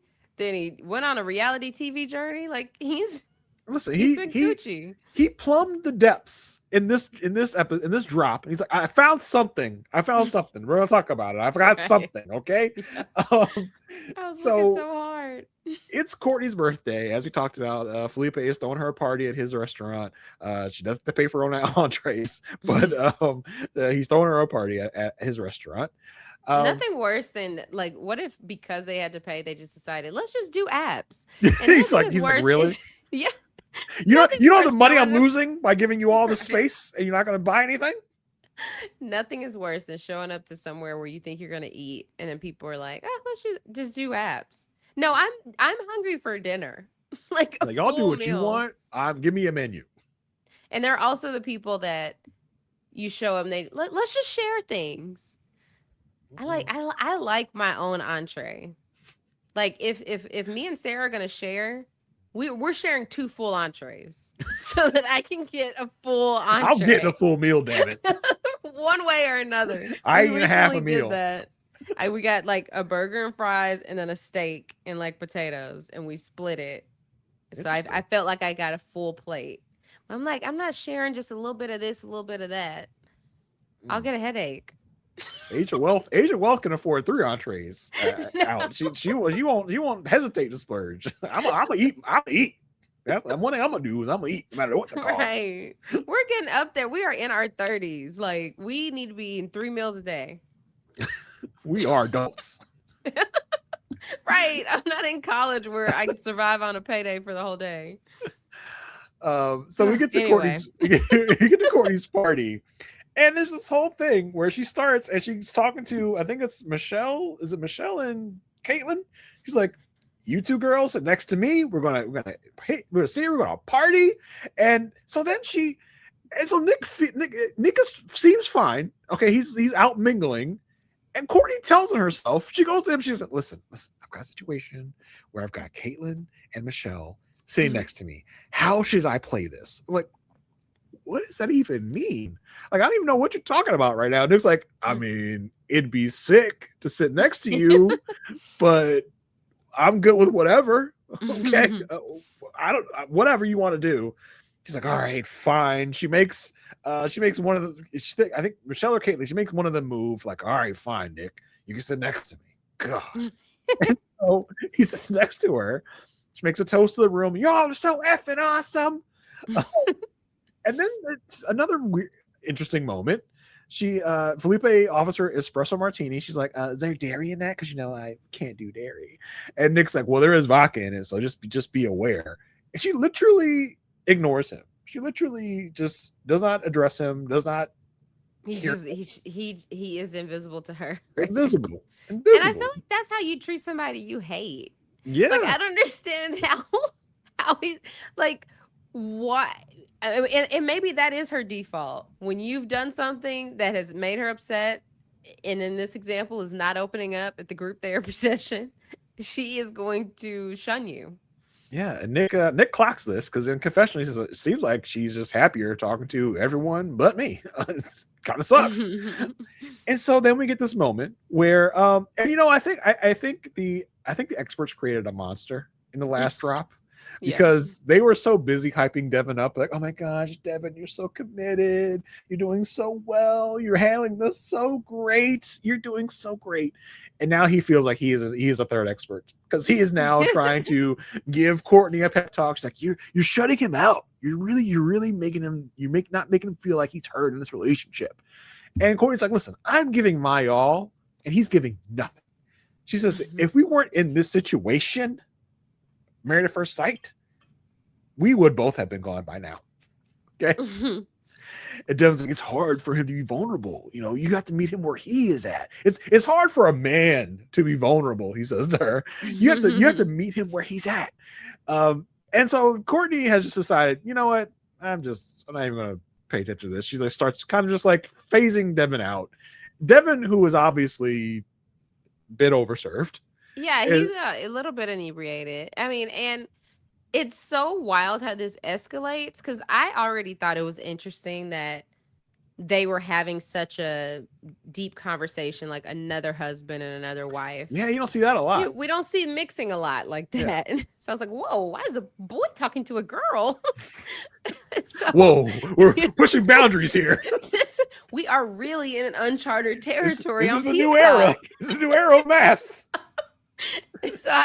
But then it just escalated to where she got so annoyed at Devin. And I was like, I thought he was looking out for his friend by being honest, but then I do feel like, I guess I can see why she felt like he was crossing a line of like being too involved in their relationship. Yeah, he's being a little pushy. It was just like, okay, I heard you. I don't agree with you. We don't need to keep doing this whole thing. Okay, I don't need your unsolicited advice. I don't need your pep talks. Like I'm good. And she basically tells like, listen, I'm done with this. This is over. I don't need this on my birthday. And she's like, if you side with him, F you. Which is like, how do you think there are sides here? There's no sides, sweetheart. Yeah. I was like, whoa, you just took this into a whole other stratosphere. And as I said earlier, Belle, Julie, and Marissa are on the other side of the table. And you're like, oh, what is happening here? Right. She's keeps telling Devin, like, listen, I deserve to be loved for who I am. And she goes, yeah, I deserve to be loved for who I am. And if he does love me for who I am, let him show me. I don't need you speaking for him. And she's like, we're done. Okay. She says, Caitlin, get your man. Nick, control your boy. Okay. This is done and over. And so Caitlin's coming into this like, whoa, I don't know what has been being said. I'm not going to come into this like, I met y'all at the same time. I actually met Courtney first. Right. She a better friend to me than you is, Devin. So I don't know what you are right now. We'll get a little more of that in the Caitlin Devin section, but it's just like, yeah. Courtney's like, listen. She kind of calms down, but she's like, listen, Devin is a boy's boy, but I deserve better. She's trying to stick up for his boy, but I deserve better. Okay, all right. Nick, by the way, Nick hears everything. You have to know that Nick hears what's going on. He's deciding not to involve himself. They're not in an arena. Like they're in this tiniest, like scoot by type of room. They're not whispering. This is almost a shouting match. And Nick is just sitting there next to Courtney, like, not gonna get involved. I'm just gonna sit over here and it's not as if he's engaged in the conversation. He's obviously hearing this. He's just deciding not to get into the middle of it, which is interesting in and of itself. So we get to another segment of them. They're just kind of in the house, chilling, ignoring each other, as I feel like they probably always do. We hear about an upcoming Dr. Lisa visit. He's just trying to be nice. He wants to be more appreciated by her. He wants his parents' marriage. That's kind of marriage he really wants. At the Dr. Paz visit, we bring up the group session. Courtney says she felt she shut down and felt insulted by him not opening up at the group session. She didn't like that. He apologizes and says, well, I'm just not great coming up with, truth bombs. But, I know I didn't give you what you wanted in the moment. Right.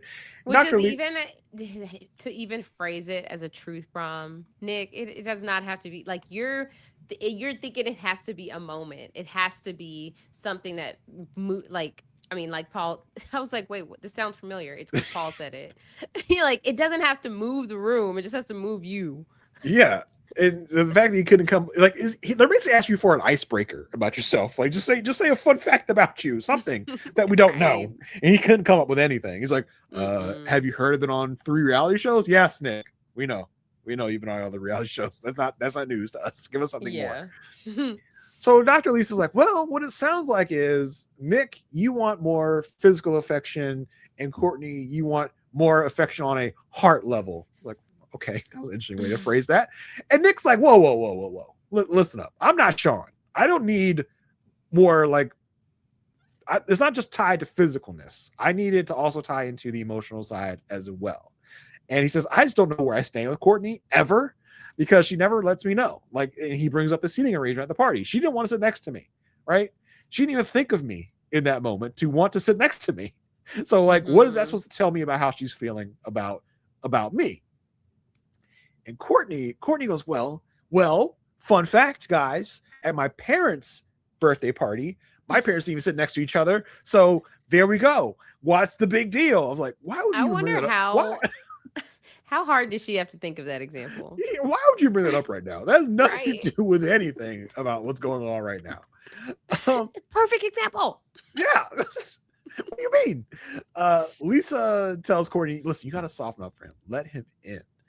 Nick's like, they asked Nick to give her an example. He's like, I would just love if you would just come to me sometimes. I keep having to come to you when we're in the house. Like he said he loved it. Well, there was a moment where she like came out to join him on the balcony when he was like, out there chilling, and she came to join him. And she's like, oh, that's interesting, because I was apprehensive to even do that. I thought you would maybe like think it was weird and reject me. And his look on his face is like, wild comment. Exactly. Like, why would you think that? She's like, that's she's just how. So concerned with him thinking that she's weird, or why is she doing this, or she's so concerned about what the next step is. Like, okay, if I do this, he's gonna think this, or he's gonna say this, rather than because she's. And here's the thing. This is what I think it is. She's only thinking about, I'm doing this because I feel like this is what he wants. But what if he doesn't want it? As opposed to doing it because she wants to. It's never doing it because she wants to, because she says she doesn't want to. So it's always about what the other person is feeling. Is the other person going to find this weird? Are they going to be okay with it? Instead of just doing what you feel, right? That's like what you need to focus on. The actions, though, not words. Not when she's saying Adam is the finest one in the group. She don't care then. And the way we were introduced to Courtney, he's like, I just want to do things to make other people happy. She's gotten out of that. She's gotten out of that mindset. She's out here just saying whatever about whoever and whatever. So Lisa has found an old bag of tricks left over from the old experts. She's like, oh, what's this? A bag of tricks. She's like, oh, what's in here? A reset. You know what we need? We need to reset things. Like that was the tried and true reset button from the old experts. Like, all right, you just need to reset, guys. We need to just get rid of everything from before and just reset. It's like, okay. Lisa's I think even Courtney's like, yeah, we need to reset. And Lisa's like, hey, F it. Just let's loosen up and see what we get. Let's see what happens. And yeah, so Lisa says the desire has to be cultivated. You have to be intentional and see what happens. I was like, I mean, isn't that kind of what Sean suggested at dinner? Like the last dinner, like act like it's a practice, like, you know what I mean? And so Courtney, because I feel like Courtney has this mentality of, I have to succeed. I have to be teacher's pet. She's like, okay, great. Yes. Yay. You want to kiss right now? Let's kiss right now. Like they have a small kiss. And he's like, okay, great. Done. So she's like, come here. I was like, okay, that was so performative. And so it's like, okay, reset time. Let's go. Let's do this. So the side part of this reset is going to be an intimacy night. That she had designed this. She got the candles. She got the rose petals. She's got the pillows. She's like, great, I'm gonna do this. As soon as he comes in, she's basically like, you like all this? You like this? Okay, because let's let you know, if it wasn't for being made to do this, I would never have done this. Like, why does it need to be said? Why did you have to ruin it? Why do you need to be like, okay, it's done, but don't think I did it from my heart. Don't think I wanted to make you happy. Like, why are you ruining this right now? Like, why are you making it weird again? And he's just kind of like, you tell Nick is just like, I'm just trying to roll with this. I'm just trying I don't know how I got in this situation. I'm just trying to roll with this. He doesn't really have a big reaction to that. He's like, okay, all right. It seems like he's at the point where he can like shrug off stuff like this, but he holds on to like the positive, like, oh, she did come say bye to me before she left. Yeah, and I also think he's collecting ammo, right? He's collecting like, Yeah. okay, I'm gonna put this in my back pocket for when I need it. That she said she didn't want to do this, even though it was if it wasn't for the homework assignment, she wouldn't have wanted to do this. So they do the old pick questions out of a fishbowl activity. They talk about where's the weirdest place you've had sex. Nick is just in a car. She's like, okay, whatever. He asked her what was her part of her hurts in her past relationships. She talks about being cheated on, and she says she regrets not trusting her gut in the moment and letting things slide. And she says, well, really, it was my own fault. And Nick, bravo to Nick, it's like, well, it wasn't really your fault. Someone else did that to you. Yes, you let it slide, but it's not your fault that you got cheated on. I was like, okay, that was a good way to really kind of respond to that. Mm-hmm. And she just brushes it off. She's like, oh well, thank you for that. Like as if there's like he's a work colleague. He's like, well, oh, thank you for saying that. He asks a question, he's like, what is he says he always wanted to be like his parents. And like, what is the question was, what do you wish you could have asked your parents? Which is an odd question to me. I was like, it's weird. And Nick says, I would want to ask them, are they proud of me and the way I live my life? He talks about the fact that his family isn't like very outwardly affectionate. So that's part of the reason why he is really desiring physical touch in a relationship, because he didn't get that from his parents. It's like, okay, like again, Courtney kind of like Adam doesn't really do much to like dive more into that and continue the conversation. Yeah. She's like, oh, Nick, what are you thinking right now? You have a grin on your face. What are you thinking? He's like, I don't know. It's just good to be here, opening up together, being present in the moment. And is at that point, Nick decides to be his performative self, says, hey, listen, let's kiss. Come, let's kiss. And they kiss. It's actually a pretty steamy kiss. Pretty good kiss. It's like, okay, not bad. Mm-hmm. So they end the night on a good note. The next day is the whole pickleball contest with Adam and Marissa. They all sit down together. They talk about future living plans. And Nick talks about the fact like, yeah, I really want her to come see my place. They don't say anything about his place being in Austin. It's like, I don't know. I'm like, so are you going to talk about having to take a flight to get to his place? Yeah, I was like, they're really kind of tiptoeing around that. Yeah. And so Courtney again is like, yeah, no, I don't need to see it because I won't be living there, because when I have kids, we're going to be moving to Oregon. So it doesn't really matter where he lives, because that's what my plan is. That's what we're going to do. I don't like Oregon, but that's where my family's at. So that's where we're going to live. And this is where Adam says, Portland's like the Walmart version of Seattle. Courtney makes a face of like, I don't love that you talk crap about Oregon. I hate Oregon myself, but I don't want him talking about Oregon like that. She's like, maybe he's not the finest one in the group. Yeah. But she does say in confessional, like, I like Adam's vibe. He has a young spirit. But I'm not sure that Adam that makes him a good husband though. So I don't know. Maybe not. Mm-hmm. Courtney and Marissa talk, and Courtney again has this kind of like holier than thou attitude. She's like, I'm challenging him, but he's not really doing anything to challenge me. Like, it's always, if it's not one thing, it's another. He finally opened up, and so now the issue is, he's not challenging her. I'm enriching his life. He's not really doing anything for me. I don't know. So at the dinner, Cameron wants an update from Nick about the physical connection. He's like, we're taking baby steps. She has to interrupt, say, we were making out. We made out a few times. He's like, okay. Mm-hmm. Again, the question was asked to me, not you. don't think you had the butt in there, but okay, great. And, as Courtney is talking about the fact that, we made out a few times. We're doing things backstage. Pause is like, girl, but Courtney, are you really happy, or are you just saying this? Like, why are you talking to her as if she's like in the room next to you, whatever? Right. And Paul's like, yeah, her body language is so tight. You can just tell she doesn't want to be there.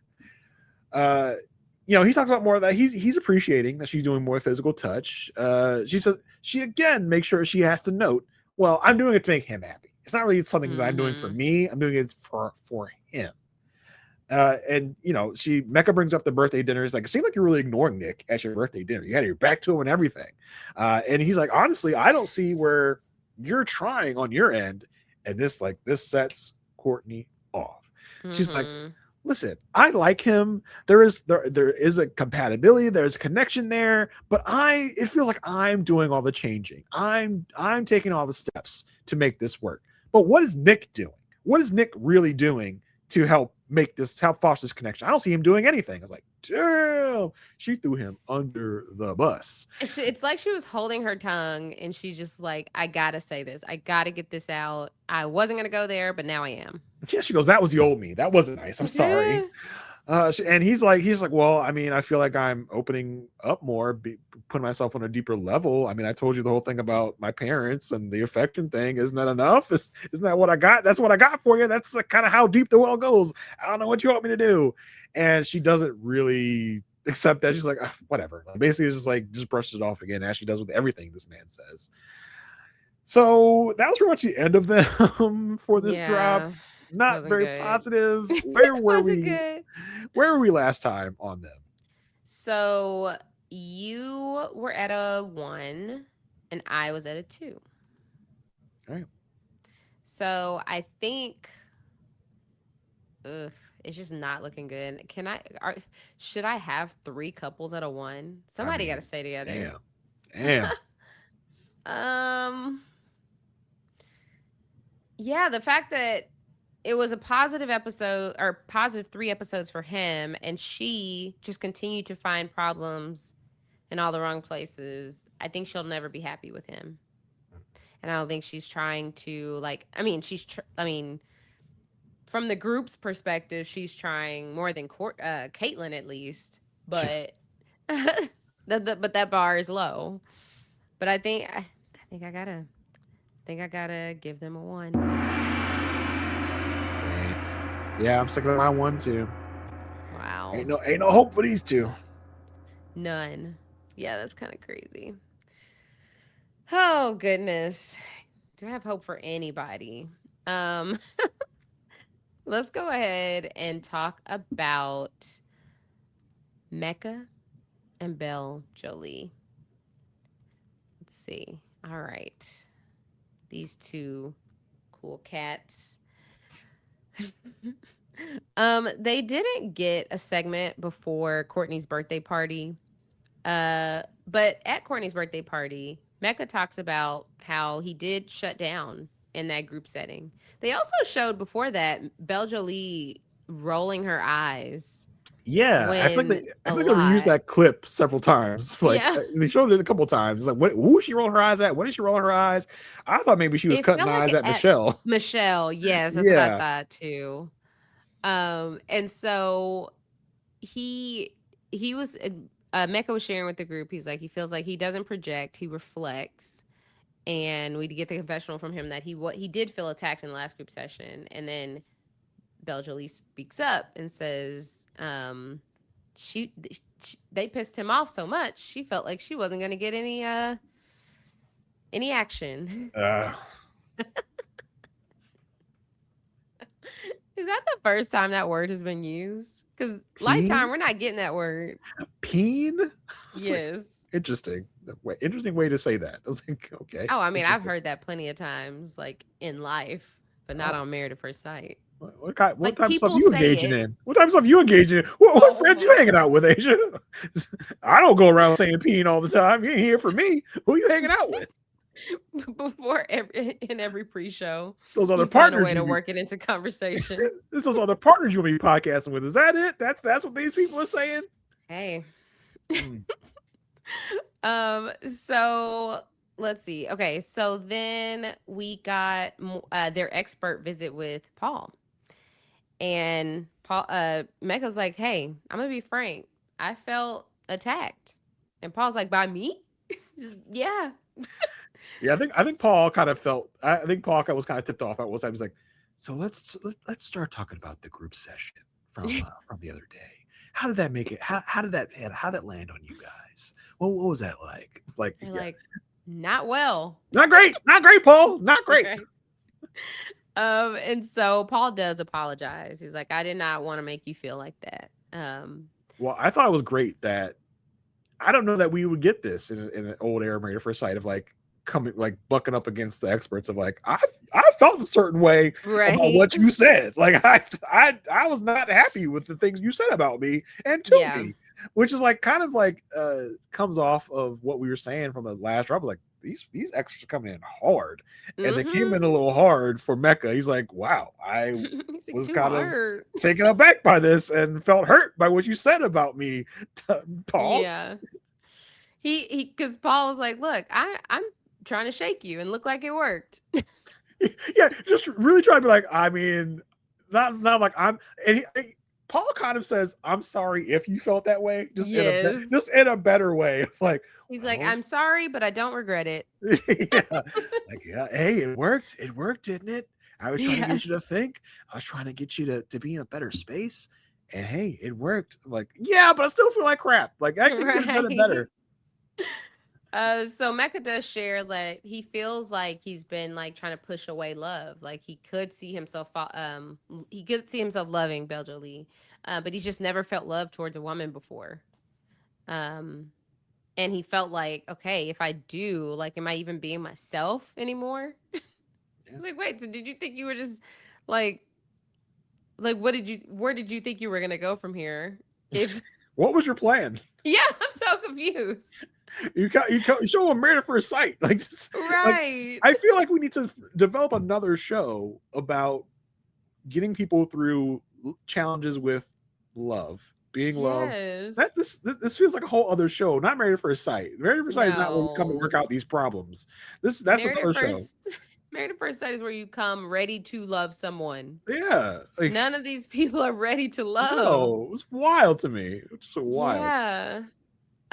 And so we do get more into Mecca's mom and how like because he wasn't with his biological mom, he spent a lot of time with his dad, and he wishes he had like what his friends have. And so it's starting to make him feel like he wasn't worthy. And so Paul told him that he's choosing fear over love, and he's self-sabotaging. Paul also said, Mecca, something I've always felt about you. You're a self-sabotager. Yeah. So you decided to match him up with someone? Like, if I'm elderly, I'm like, gee, thanks, Paul. For self-sabotager. Love that for me. They do a little role playing. They meet up to play basketball, and it's like, oh, hi, nice to meet you. You want to play? I was like, great. A take on love and basketball. Asia's gonna love this. Nah, it's okay. So they play horse for a kiss. And yeah, a true take on love and basketball would have been if he like dunked on her over and over and over. and then she loses, and then like, okay, double or nothing. I was glad Logic wasn't there, because that would have been a whole thing. Like, how you gonna let this girl let you get an H? Right. Sorry, you're terrible. Because you play with the girls. So we get a confessional from her where she does say she could see herself falling in love with him. We get another scene from them where they go to the studio. She wants to continue working on a track she'd been working on, and Mecca said like she came to life in this session. And because before that he felt like she was in a mood. What did you think of the small snippet we got of her singing? I don't know if they did her right with this. I felt like they did her more justice the first episode. Like we got to see more. That was some rough vocals. She they let her warm up like let Adam warm up. In front of a fire. Just massaging her vocal cords. Yeah, I was like, I don't know. I want to go look for some of her music. Yeah. That's some like Patreon coverage. Mm-hmm, for sure. So we find out the night before they went out, and they were out really late, and she only got 3 hours of sleep. And she said it didn't hit her until she was ready to go that she was ready to go, but he didn't believe her. He thought she had been ready to go and then waited to tell him. Just started drama for no reason. Like, why are we starting drama? And I love it. She's like, why are we talking about this now? And I was like, on camera, you mean? I do feel like there's a part of Beljolie that really wants to portray something. Mm-hmm. that maybe, she wants to portray things that they are better than what they are. She's like, why are Yeah. we talking about this right now? Like, She's like, that wasn't on camera. yeah, why are we talking about this on camera right now? Because I feel like we could have waited until we were off camera to talk about this. Because now I have to be Yeah. like, I have to act like I'm not upset. Yeah, because he's like, I'm in trouble. He's like, I'm used to being in trouble. This got Uh, deep. This got deep out of yeah. nowhere. I was like, oh, I okay. I felt like there was just some miscommunication. There was some assuming going on.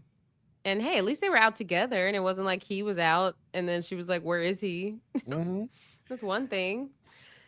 So for the group dinner, they did walk in hand.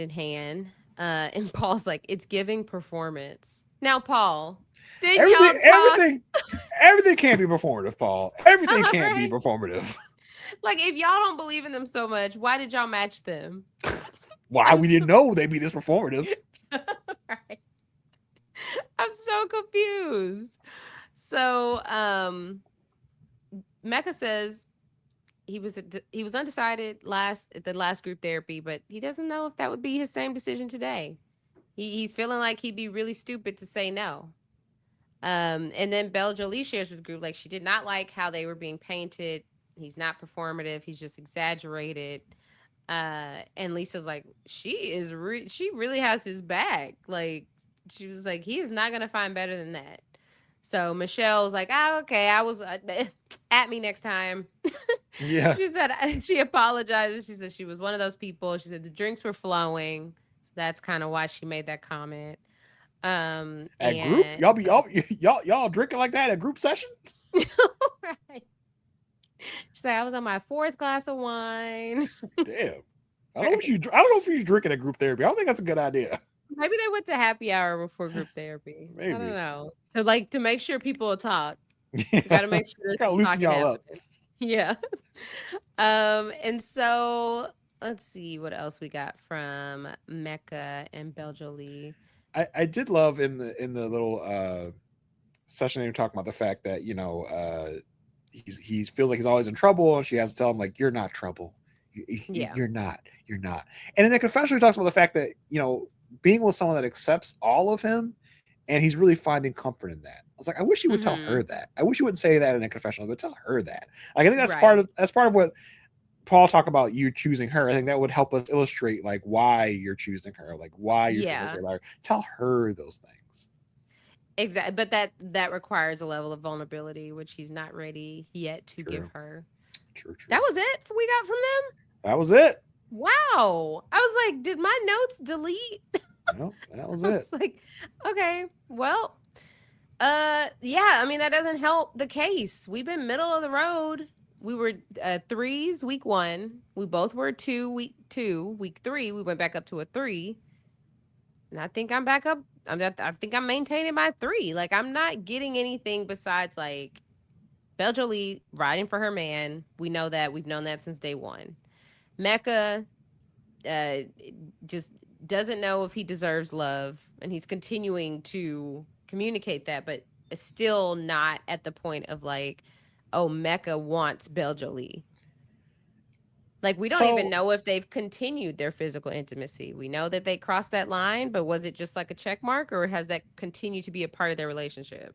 well, the fact that she remarked that she wasn't getting peen that night Mhm. leads me to believe there might have been other sessions where she was getting peen, and there might have been an opportunity for her to get peen that night if these things didn't happen. And I have a little different take than you. I think the fact that he is even like talking about the word love Mhm. is an improvement. I think some of the Yeah. things that he said about her is an improvement of where we've been. I think he's doing more to show her that he's into her. I'm gonna give it a 4. I'm gonna go up to a 4. Okay. Wow. Yeah. Yeah, I think I just need to like my issue is like I don't doubt her at all. Like I know she's so attracted to him. I know that she is fully committed to this. I just worry if his like insecurities or fears around this relationship are going to continue to show up in different ways. And maybe I'm being Paul. Maybe I'm like, "Oh, is he saying the right things?" Yeah. Or or is he just exaggerated? I don't know. I The don't vibe, know. the vibe I get from him is he's starting to lean more into it. He's starting Yeah. to dive into this more and not be as kind of like hesitant to really get into the relationship. I feel like he's getting more into her. Yeah. I think that's what they really needed. Yeah. So yeah, that's why I'm at a 4. Okay. Let us go to Caitlin and Devin next. We're gonna dive right into the Courtney party, where Caitlin comes across this Courtney Devin fight, and she's like, "Whoa, I ain't taking nobody's side. I don't know what took place before this, so I'm not gonna take anybody's side." And Devin is butthurt. Devin said, "What? You're my wife. You should be taking my side no matter what."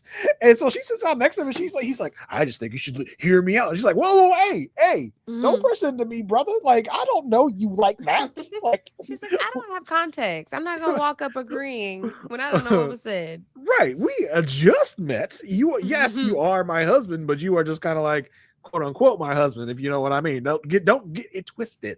And so she's like, I'm not gonna take a side in a fight that I didn't hear. Like, I'm not gonna automatically take your side. It's like, all right. In confessional, he does acknowledge it. He was drunk at the time. He was inebriated. He had a lot to drink, so he wasn't his best self. Yes. The fight continues at home. Naturally. And I don't know if this is a camera that is always present, because it seemed to be a bedside camera in their room. I was like, is this camera always on? Did she decide to set up her phone to record this just in case something went down? I was curious, because this is the only time we've seen this view of a bedroom this season. So I was like, oh, okay. Was she like, I don't know what's about to pop off? Let me set my phone up to make sure I'm covered, because he is all over the place. He's like, I'm showing up for you the best way I can. She's like, how can I trust you when you are this effed up? Which again, I question, like, what are you effed up on? Because there seemed to be a lot going on. Whatever drinks were at Felipe's restaurant. Drinks or more. He's like, you're creating experience on what you think. And you're just creating an argument right now. She's like, don't gaslight me. Like, I feel like I'm dealing with a 5-year-old right now with how drunk you are and how much you're like leaning on the door right now. He's like, he's trying to be in his expert stuff. He's like, I see you, I hear you, I understand you. She's like, get away. Like, he tries to hug her, and she's like, whoa, like, we're not doing that right now. I don't want any of what you got going on right now. This is a little too intense. I don't feel comfortable with you.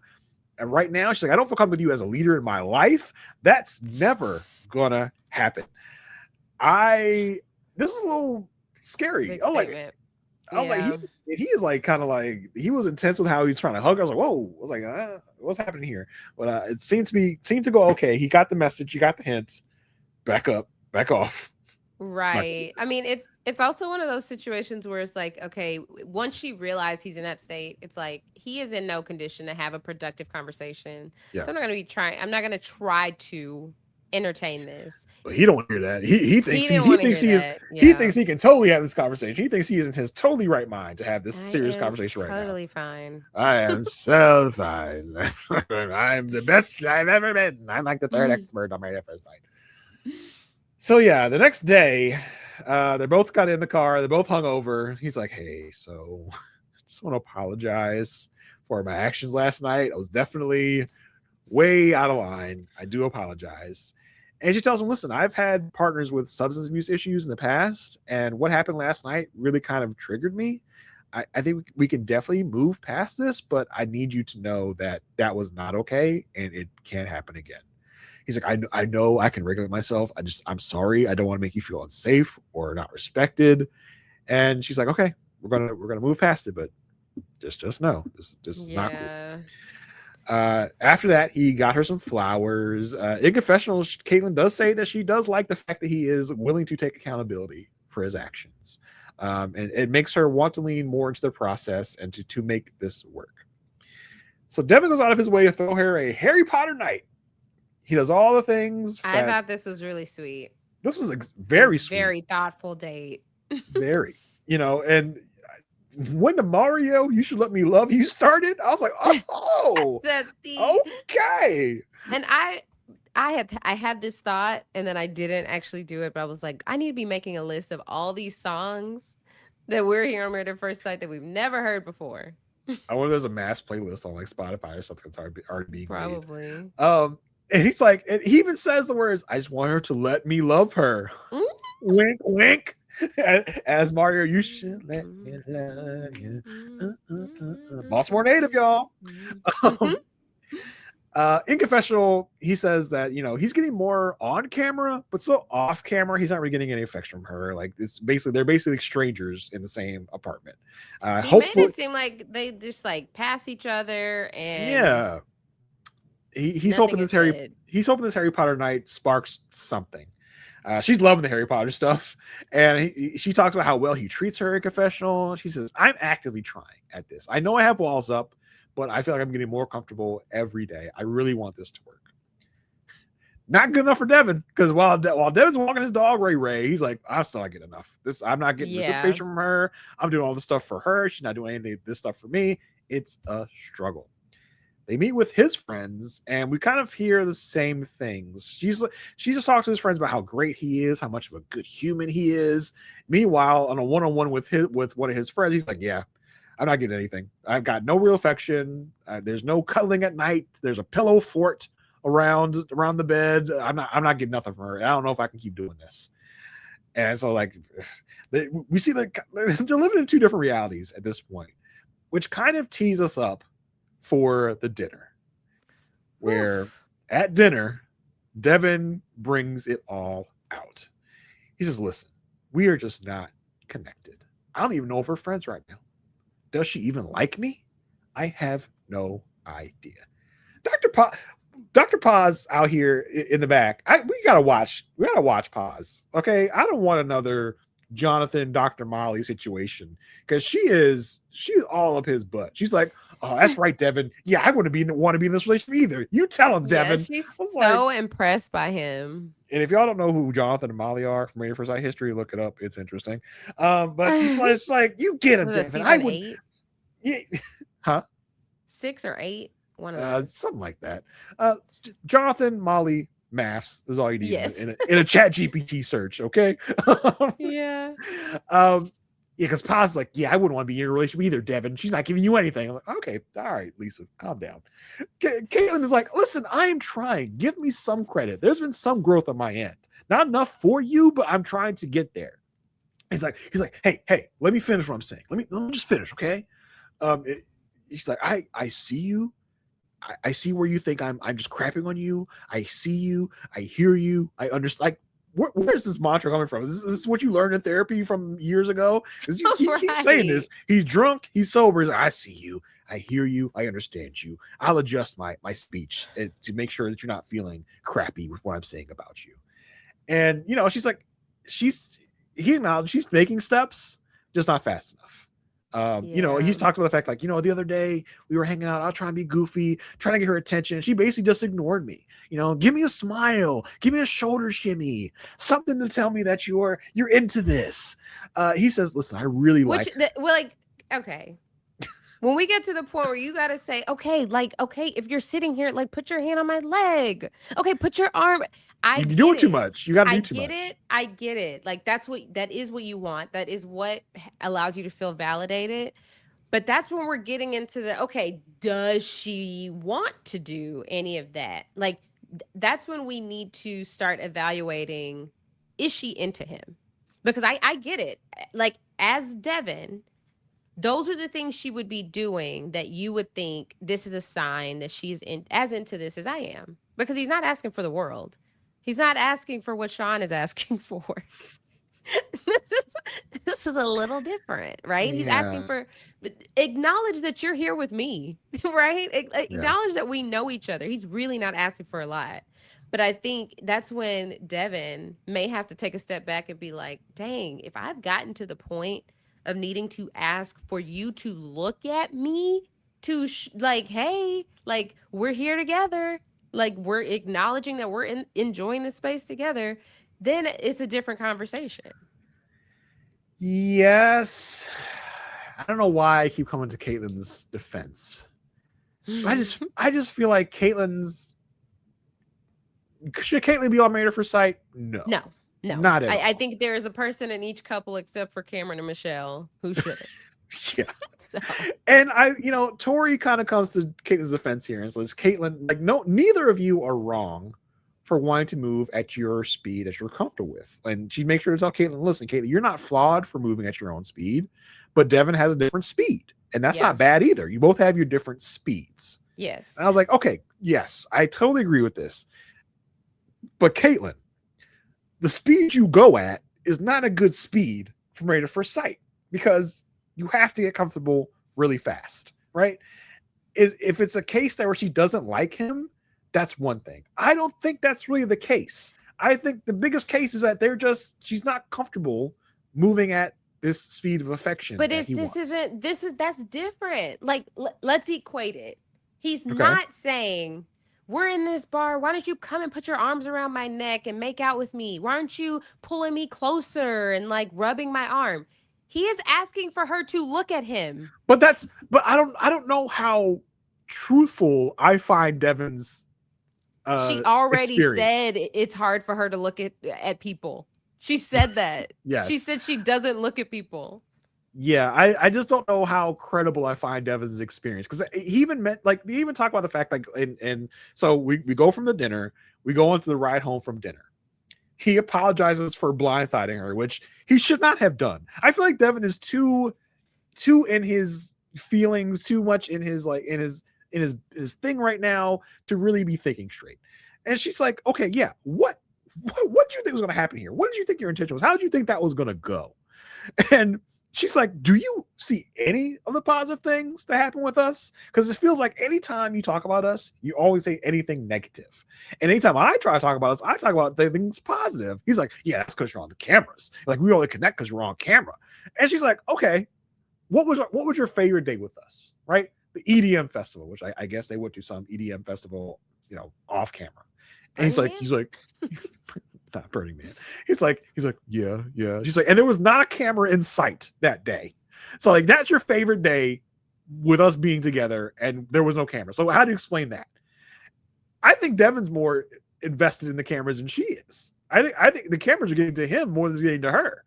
And she's like, I just need you to be clocking things as they happen, both good and bad. Recognize the good when it happens. He again talks about, I'm just feeling so rejected. I can't even. And she's like, I can't. You're so hyper focused on feeling rejected and what I am and not doing.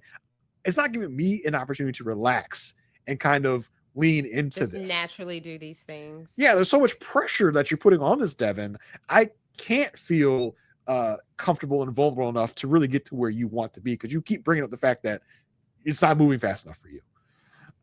And Kate is not doing well. She's just breaking down in confessional. She's like, this is not good for me. I don't want to do this. And he says, he's like, in his own confession, he's like, maybe we should be the ones to break up. I'm like, is there some sort of mandate that one of y'all need to break up? This is like Survivor. They said only 5 couples are making it to decision day. Yeah, only 5 couples will make it to week 4. Who's it gonna be? Which one of you is gonna get kicked off the MAFS island? It's like, but we all thought the same thing about Sean and Nikki. Look where they are. They're really strong now. I was like, all right, quote unquote. They are? According to who? So we kind of leave them off in a pretty bad place. Yeah, like, okay, don't get me wrong. I do think that it's not all negative. And like you said, that EDM example, I just think that there's not a middle ground, but you can't talk about like physical affection and then also things like being out in public and wanting to have fun with her. In the same conversation, because then all Caitlyn can do is group that all together and be like, well, okay, well, all you're doing is pushing me away. Yeah. And so I don't know. Last week we were both at 2s. No, last week I was at a 3. You were at a 2. It's a 1 for me. Hit that gong. Hit that gong. Okay, I'm going down to a 2. And Jason, you are at a 1. That's unfortunate. Yeah, I feel like you're only not going to a 1 because you can't have 4 couples at once. Right? I came into today saying only 3 couples could get a 1. Caitlin, you were saved You're by right. by You were being last in the spared order, death. second to last in the order. You better Yeah, thank I don't Felipe. see. Yeah, I don't see where this can go anywhere positive. I feel like they might be the ones where Paul's like, you've both agreed that this is over, right? Like this is done. It's so unfortunate because I think they could work, but I do understand like physical touch is your number one, and y'all are like nowhere close. I don't know because I'm seeing parallels between like yeah, it's not the exact same, but I'm seeing parallels between like Sean and Nikki and Devin and Caitlin because Sean's not acknowledging the progress that they have made, which we see physically. Like they are further along than these two. At least Devin's not being as overt as Sean is Yes. about his needs, quote unquote. Exactly. But then I could see Caitlin's point is like if she has there's positive things she's seeing and he's harping on the negative, then it's like, okay, then why even have this progress that is actually happening? Yeah, they're on two very different timetables of Yeah. when things should be happening. And that's not good for this experience. Again, Caitlin, if you are a quote unquote slow burn, as you say, this is not the place for you. Yeah, exactly. All right. Last but not least, because they're the best. Cameron and Michelle. I mean, I think all we have to say is it went well, right? Went well. Things are good. Yeah, literally, they didn't get a scene before Courtney's birthday. The only focus on Michelle at Courtney's birthday was that she was sitting next to the birthday girl, which should have been Nick, but Courtney wasn't driving that, so that's a non-factor. Then we got them. They went and looked at her condo. And so she said she designed the place herself.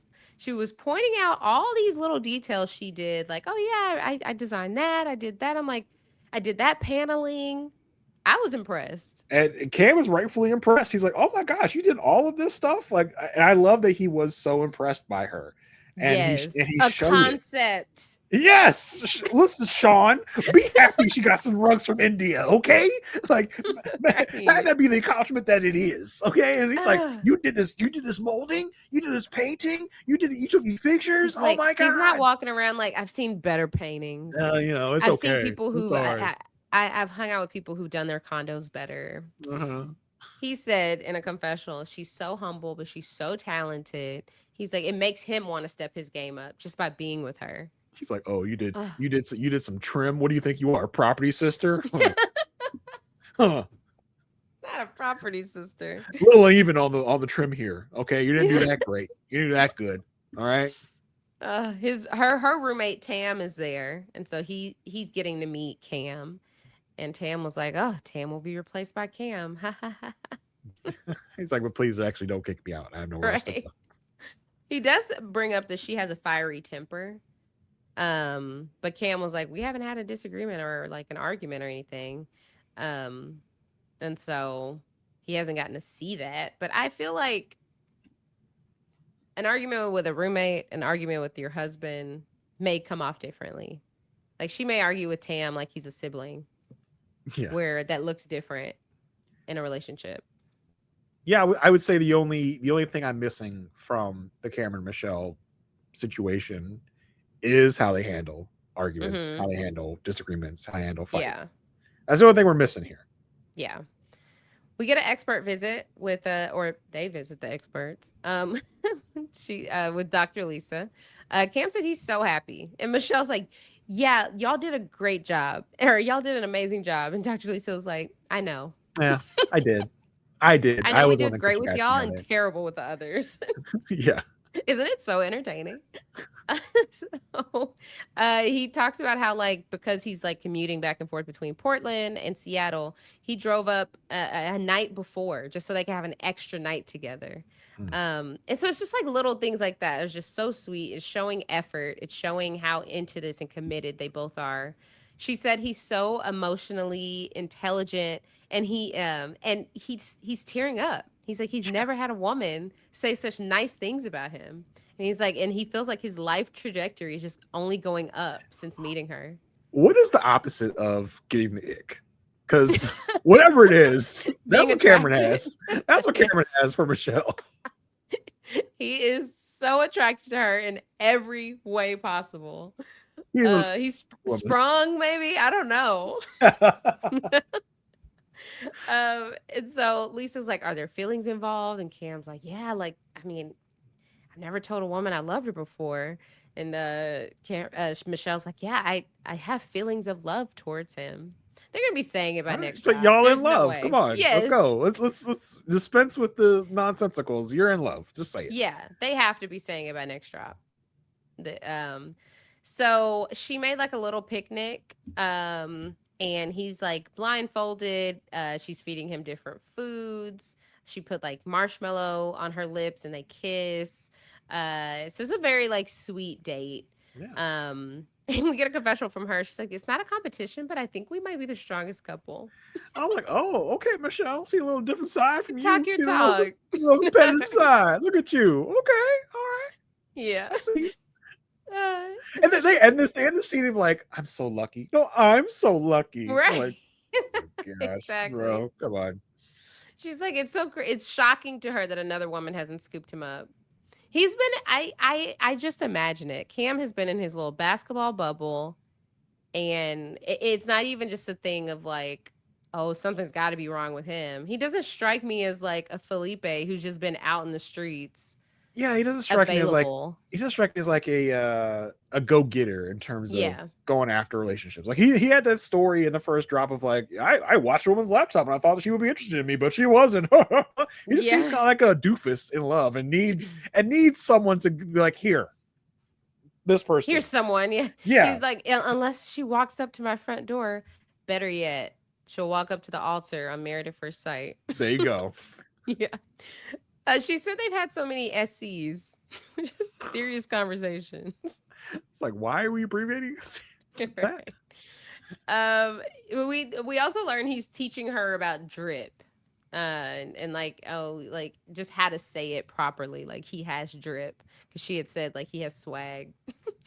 But at the group dinner, he said things are going great. He was like, on a lighter note, things are going great. Because I was that on the heels of like Felipe and Tori, maybe. Yeah, maybe.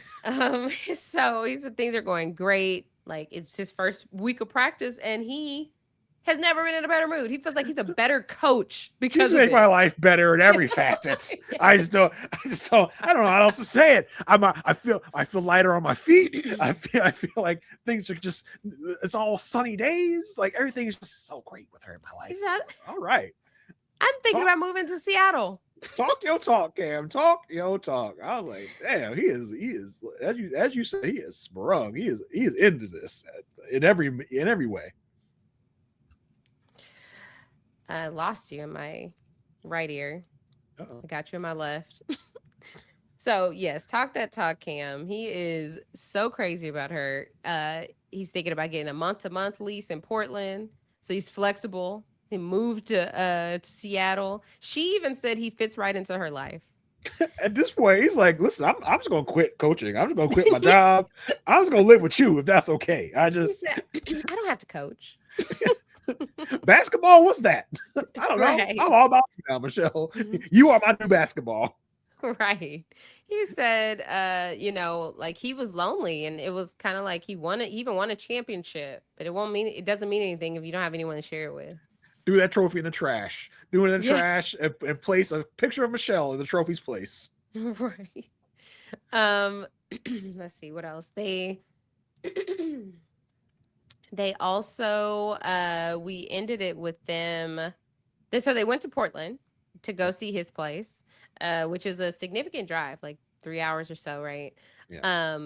And he's like, he's not even trying to convince her to move because he had already decided like, hey, I'm open to move to Seattle. But he's like, he just want to show her how nice it is, how great he enjoys it. He has an apartment there, lots of plants. She saw that his mom had painted a painting of his dog Olive, which is actually really sweet because at her apartment or her condo, she also had paintings. Perfect. So she's gonna love his mom. Perfect. That apartment was just as plain as he is. It's like there was nothing interesting about this apartment. It's But like, she adored it. yeah. She's like, you have so many plants. But she did say it is a man cave. And then they go visit his parents' house, which is a house he grew up in, but his parents are in Europe right now. Don't be coming to my house when I am there when I'm not there. I don't care what you're doing. I don't care if you're on a TV show. Don't be coming to my house when I'm not there. Come on now. Exactly. I don't know what you're doing in there. The dogs came too. And then it's funny because she's like, okay, we're on the northeast side. He's like, no, you can't say side. She said, okay, we're in the northeast. He said, no, the. So, okay, we're in northeast. Okay. And you mentioned the dogs. Just something small, but I love just how they love each other's dogs. Like every time you see them with each other, they're like petting the dogs. They're just like, it's all one big happy family now. It's just something small that I noticed. Oh yes, I know that you know. Even though you treat Tilly like a stepdog. No, listen, Tilly loves me, and Cindy loves Sarah, and Pepper like goes back and forth. Oh, okay. No, she loves us equally, but Cindy's crazy about Sarah, and Tilly's crazy about me. Like when I come down from podcasting, Tilly missed me the most. Oh, okay. She just does spins. Interesting. She's so excited. So yeah, they look around his childhood home. His parents have saved everything, his trophies. He's reading some poems such as, I love to eat in the kitchen. All food tastes good when my mouth is itching. That's not bad. That's some bars right there. Your mouth is itching. Itching and kitchen. Not everyone would rhyme those two things. Okay. But Cam made it. Cam got it. Cam got it. They're sitting on his bed. He said the first girl he ever kissed was also named Michelle. They kissed on his bed. He said we could come full circle. And so they do kiss. So she's the second Michelle. And what did he say? It was like 16 years? Or he was 16, yeah. Yeah. She ends up liking Portland. She's like, the cost of living is better. She likes the food scene. So it could be an option. So these two have just come around to both being open. Like, at first it was like, I don't want to move from where I'm at. Now it's like, I will move to where you are. No, I'll move to where you are. They don't coordinate, and they both move. I'm at your place. Where are you? I'm at your place with my U-Haul. Exactly. I was surprising you. And he says something every spouse would want to hear. He said, I'm already looking way past decision day. Dang. Like, I'm not even worried about that day. I'm thinking about our life beyond that. It's just very sweet. Very, very sweet. They talk about the fact that, when we have kids, we're going to be like my parents, loving but strict. It's like, oh my gosh, you two are too much. These two just make me smile. And I think we may need to just end on them every week, because after what we just got through, it feels this is such a palate cleanser. We have been a 5 every week. I think this week is no different. Yeah. We're both a 5. Well, I was like, I don't believe it. It's a 1. Performative. So those are 7 couples. That's it. We did it. We did it. Oh, another long one in the books. I know. Listen, we had several people comment on the YouTube last week, like, no, keep it that way. We love it. We love the longer episodes. So someone said go longer. Yeah. So I mean, listen, we do have wild. Weeks, so we can't go much longer, but yeah, we did it. We got it. Yeah. We got food to eat. We got things to do. Yeah. So anyway, what a drop. We will be back next week to talk about episodes 13 through 15. We will have an episode on Patreon, so stay tuned for that. Patreon.com/A-Perfect-Match-Podcast. Make sure you go join our Facebook group so that you can talk about each of the episodes with everybody. I love when I see that there are so many comments on the discussion thread and people are responding to each other and just talking about the episode. It's so fun to see that.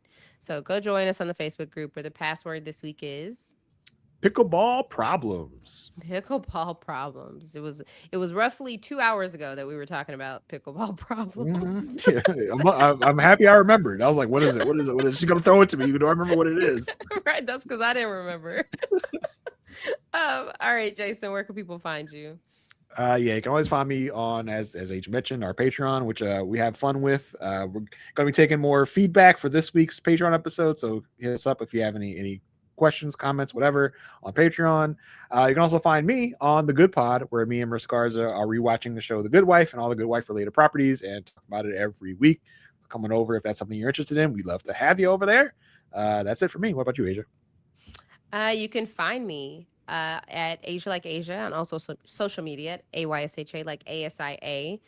You can find me on a couple upcoming Big Brother podcast. Yesterday I was on the live feed update, so check that out. And then coming up, I'll be on an episode recap, so stay tuned for that if you are keeping up with Big Brother 28. And then Life by Us is back. Life by Us will be back on Sunday. What is that? August 9th? Oh man, finally. I've been itching. I've been This waiting. coming Sunday. Goodness gracious. I've just had a lot of traveling happening that has interfered with our recording schedule. So we'll be back talking about everything. Just depriving us. I mean, remember when you were so devoted, you did a podcast while driving? I know. I did pitch that this time. Mm-hmm. Because we drove all the way from Mississippi, but then we were like, we just do it in the studio. Oh my gosh, you guys. Sarah killed it, but we'll talk about everything. Can't wait to listen. It was so fun getting to play a game together. Can't wait to see how you backstabbed her and probably how it backfired on you or something. Can't wait for that. We all know you're cutthroat. You can also listen to me on Recap Kickback as I talk to Chappelle, our friend, about the newest Spider-Man movie. So check that out. I think it's going to probably be coming out the day this comes out. So check that out if that's something that you're interested in as well. But yeah, keep going. Awesome. I still need to see it. Sarah never saw the last one, so we need to watch that and then we'll go see it. But yes, Life by Us, Life BI Us on YouTube or anywhere you listen to audio podcasts. Subscribe, and then you'll know when the podcast drops. All right. Thank y'all so much for sticking with us, and we'll see you next week for the next batch of episodes. Bye.